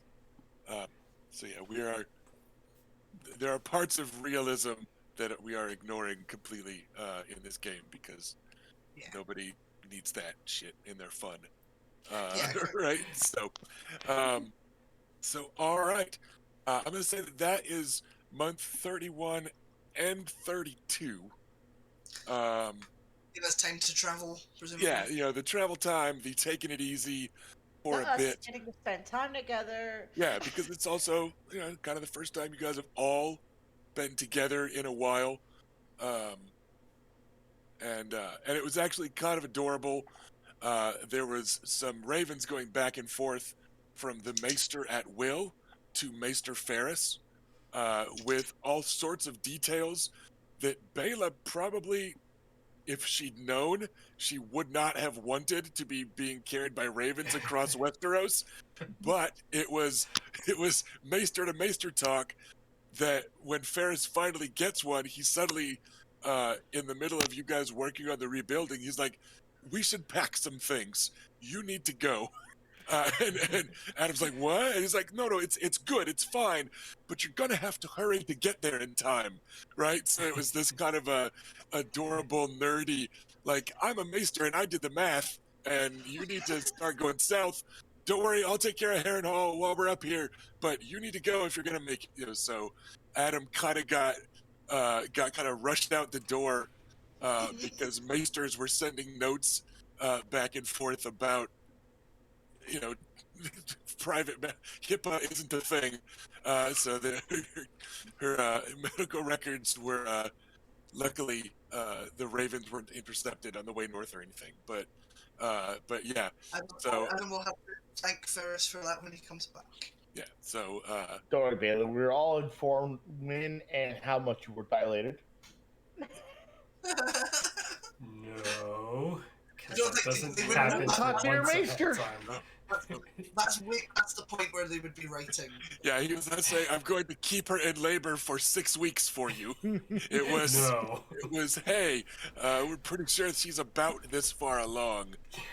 It was, yeah. It's not like, all right, like the contraction started, tie her legs together is not how this went. Like not until Adam gets here. Not a It's thing. like any use at all in that Right, situation. yeah. Yeah. I know what these are. I read a book. If I could reach my spear, I would first untie my legs and then second Right. come over and do unspeakable killing- things. Killing a maester. So, let's Sister, go. Congratulations. Thank you. I'm so happy. That said, while we do have the mechanics out, the House Will PDF now needs updated. Hmm. You have to invest some points in that heir. Influence. It doesn't like lower your influence or anything, but just saying, like, House Will officially has an heir now, so that's good. Oh, That's what would the last name be? Would it just be of House Will? Will. What have you guys decided on? Like I it's didn't kind of think like that this far. sort of thing is, most like, okay, in the books, the famous Dornish wedding or marriages that we know of that married outside of Dorne were all married to Targaryens, and Targaryens win, right? So it's like Have you Princess Elia, considered Willa Lucerys? I- so yeah, this sort of Balin moving down here, and then you being the Knight of like it's kind of up to you. Like, presumably the baby's It's gonna gonna be be a lot easier once we fucking control the kingdom. what is probably closest to right would be Willa Nymaryen of Will, because Yeah, I was you gonna guys get are into- the Okay. That's what I was Um, leaning towards, but I had to rely a little bit more on you all for some of this in-character knowledge. but yeah, because you guys are the Nymaryens of Will, you just gotta have this quirk of House Swan being in there, but in Dorne, they're kind of secondary. So it's a weird, goes against some of the Westerosi precedent. I think any future kid might go to honoring the House Swan side, so that Like name wise and Yeah. yeah. So, it's a big month. All right, month 33.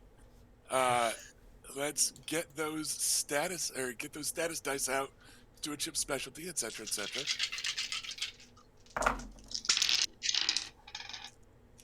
What is that face, Felicia? Oh, it's such a serious game face. Roll it so hard.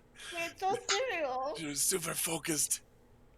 I just realised I've been rolling one too few dice. So I converted one of my kept dice into one of my bonus dice into a kept dice, but didn't add the other bonus dice from Forgot to. Yeah. Yeah, oh no, that was my bad mass. This might be my. this is going to be the time where I have to Yeah. use a bonus die. We'll see. We'll see. Well, it landed on. Uh, We'll wait. let's do them in order so I don't fuck up again. So, Felicia, what are we looking at for House Nymaryen? 38. Growth, so +1. It's going in influence.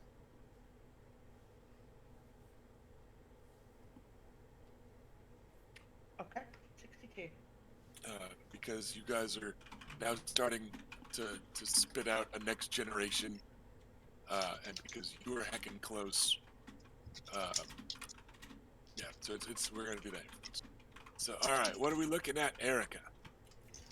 Okay. So mine is sitting on a 29, which is a curse at the moment. However, Great. my lowest die is a 1, so I think if I Okay. spend a destiny point, I might be able to bonus die my way. Well, before you roll, like, do you have any bonus dice right now? No. Okay, so it's no bonus dice, because like one of the options is to just keep that die. So I wanted to make sure you looked at it and did that math Yes. first. Yeah, I, So, I okay. just have 5 dice. I Gotcha. don't have any. So, Yeah. Okay. all right. So you are gonna instead do the destiny point to gain a bonus die. I rolled a 2. So Okay. just barely eked out bump up to 30. That makes it a 30, right? So yeah, a blessing. Let's do 2 points, 2 individual points. One is gonna go in influence, and then one is gonna go wherever you want. Okay. Shoot. I get the most bang for the buck with wealth because of the bonus. So I feel like Yeah. And wealth is also it's a common kind of default, because like your nobles, you collect taxes. That's how you do things, and because wealth can be converted To anything. and invested. Don't feel bad for going hard on wealth, everybody. It's a thing. So we got that. What do we got going on in Ghost Hill? We have. Sorry, I left my fucking plate. No problem. We have a 27 exactly. Okay, that You is did right in that sweet spot of rolls. 1d3. Put it where you want. We're gonna do well. Gotta finish off this marketplace. I rolled. I got a 2, so I think that's just a 1 to it. Is that correct? Yes.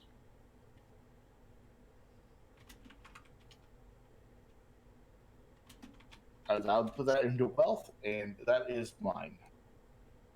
Alrighty. How is Harrenhal faring? I narrowly avoided a curse this time, but got growth. Okay. +1. Put it in wealth. Yeah, that's what's gonna happen. Oh, also, I was assuming no notable house fortune actions for prior. Like Reyna, did you have anything? I'm gonna just go back down in order real quick. Reyna, Yeah, we're good. Reyna, Felicia. Okay. No house, no action.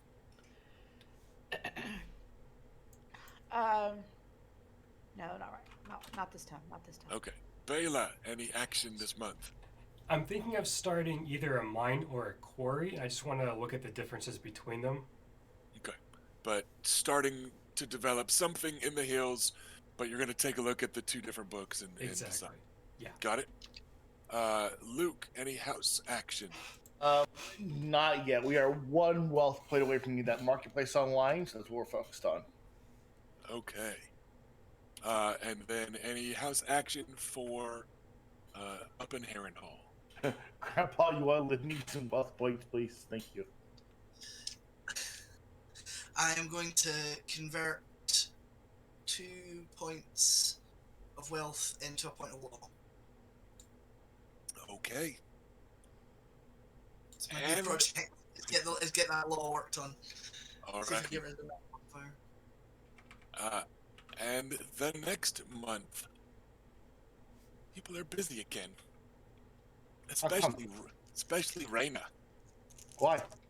because she has people inside of her kicking her in the bladder, and eventually, Brigands? why are you guys rolling? Stop rolling. Oh, I I'm just said sorry. you guys are, yeah, you I'm not guys rolling, I'm fighting. are, I know, but other people were getting ready to roll. Yeah, I Felicia, was. I'm sorry. Felicia, Felicia already rolled, I think. Raina had Six. twins. Raina had twins. What? Raina had one of each. Right. Yay! What is Raina naming them? Who cares? It's a great name. Their names are Lena and Luthor. Lena after our mother, and Luthor after Lady Olena's dead husband, the one who fell off the cliff. Willis's grandfather. Yeah. Yeah. Hey, Raina, which of them was born first? The girl. Don't say it like I'm dumb. All right, it You matters. stupid idiot. Jeez, duh. Penis slows him down. No! Well, if it's big enough, Aerodynamic. it's like an anchor. It slows you down as you move. We all know this. Everyone with giant penis knows this. So, That look. That look on Erica's face. yes, he deserved it. So there is that. And then the very next month, hey, Qatar, give me a number between 1 and 6. What the shit?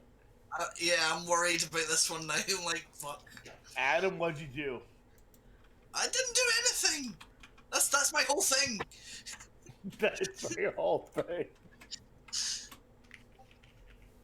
What do we got? All right, official number from Qatar. As All one. right, Lucerys, the Lady Valena Toland has just given you a son. What are you gonna Is this, in name the same, him? is this in the same month? This is the next month. Next This month, is- okay. Yeah, this is 1 month later.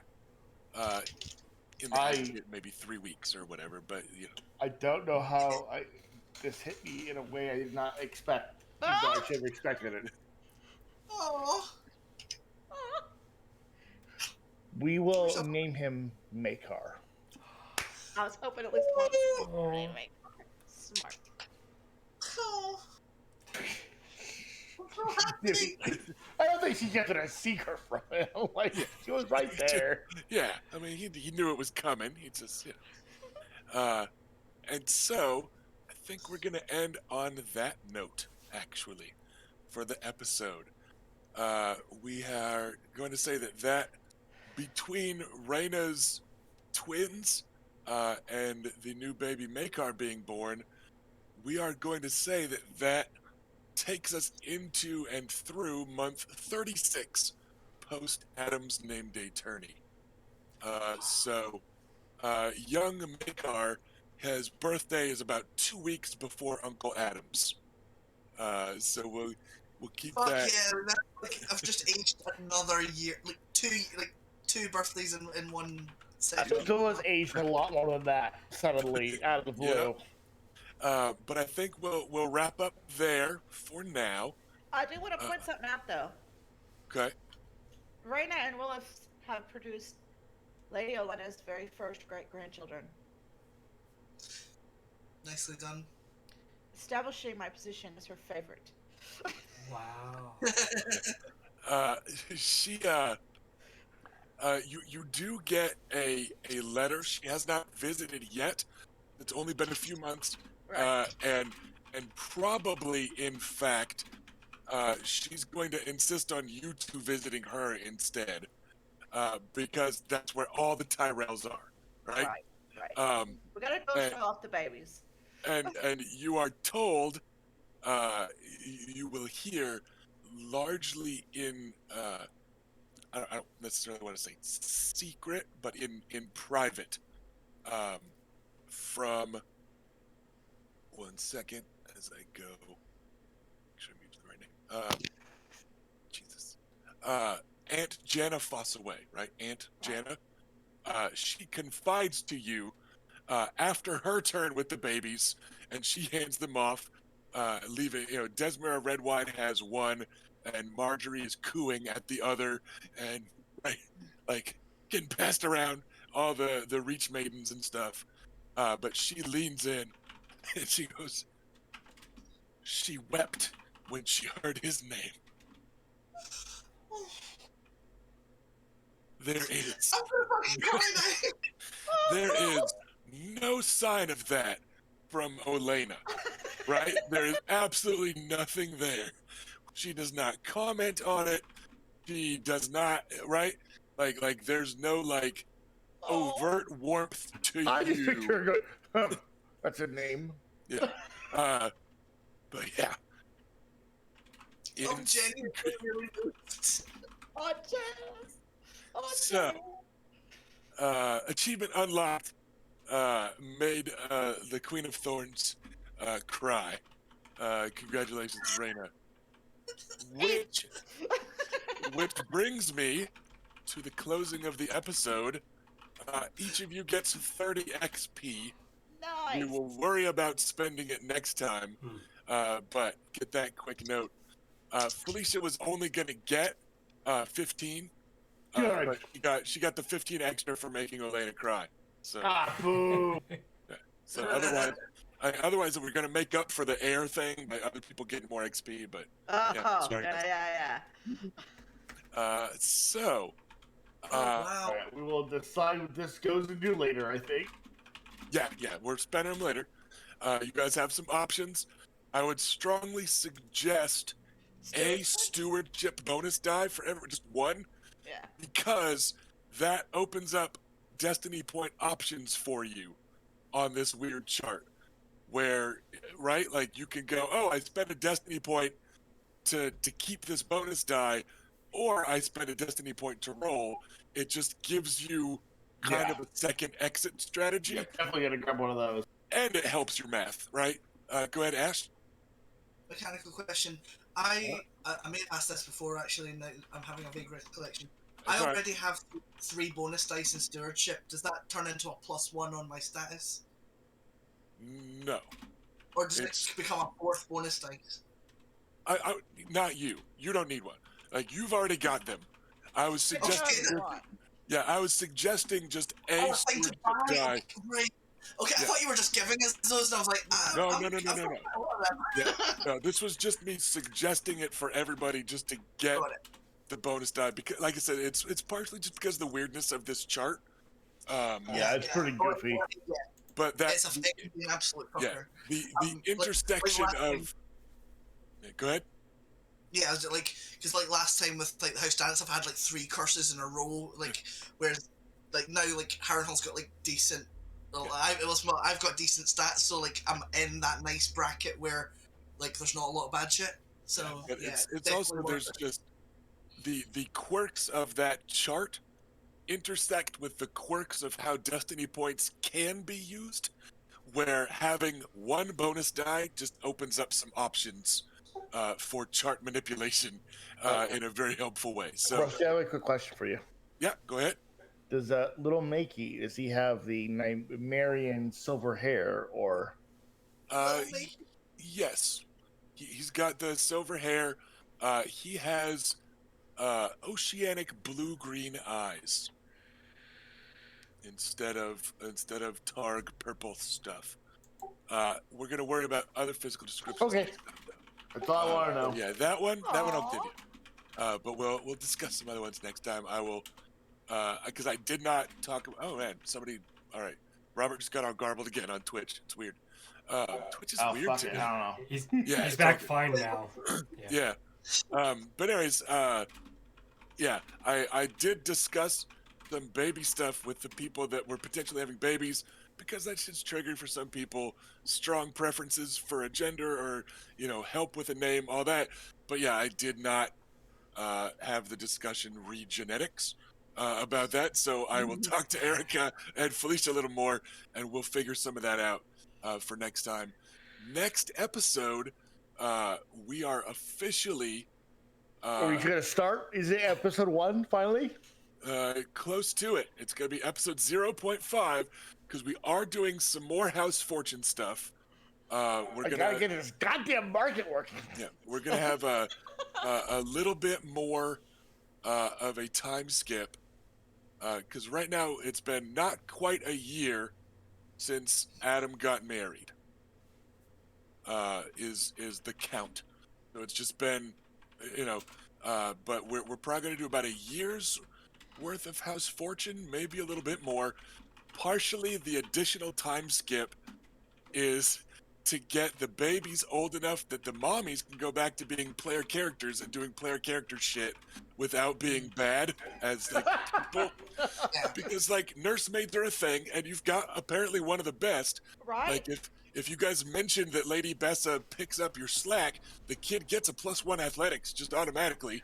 I know Bess is well endowed, but Yeah. she keeps all the way to Ghost Hill. Yeah, This is- but, I keep her women's dressed. yeah. This- But I'm this just is That's how a pretty central location, though. That's fair. you know that this is gonna be how we end up with like 4 Oris-sized heirs. and then everyone's like, more like Sir Oris the, damn it, what do you call the one that does the like cuckolding in medieval names? The bull. Because he's the He's Aura already an Aura. already, right? That's And I'm already like, a bull. uh-oh. You already walked Yeah. yourself into this shit. Right? So like you guys can't all have big burly kids or like there'll be trouble. But yeah, we are gonna continue the time skip. So And that is a fetish group yeah, you can look into on War your own time. gardens, yeah. But War gardens exist as well as a place to put children. Yeah. Let's say. But I do want to free up Bela and Reyna to be able to do some adventure stuff. So there's going to be that is one reason for the time skip. But yeah, we may very well actually start on the campaign next episode, depending on how long some time skip stuff takes. For those that don't know, this campaign was a last-minute thing. I believe it was the Thursday of that week that we were like, we're not doing Starfinder. Okay, who's got an idea for a game? And I was like, I guess I could do CSP, Song of Ice and Fire. And there was a campaign idea that I had back then. And we're what 3 years later, nearly. 72 episodes. That was in, 49 years ago. Yeah, so we might. We were at Woodstock when it happened, and Rusty was like, "Hey, man, I got a campaign idea." Yeah. So we will see if we are able to actually kick it off 2.5 years into the campaign. We're hitting episode 1. So, all right. So I hope my to see guess, everybody. complete guess, is Robert's kicking bucket next session. So we will see everybody in a couple weeks. Thanks for hanging out with us. Thanks, This was a busy episode that had some big stuff there at the end that I wanted us to make sure we got through. So yeah. Happy birthday to the new little ones, and we will be back in 2 weeks, everybody. Bye, everybody. Later. Bye.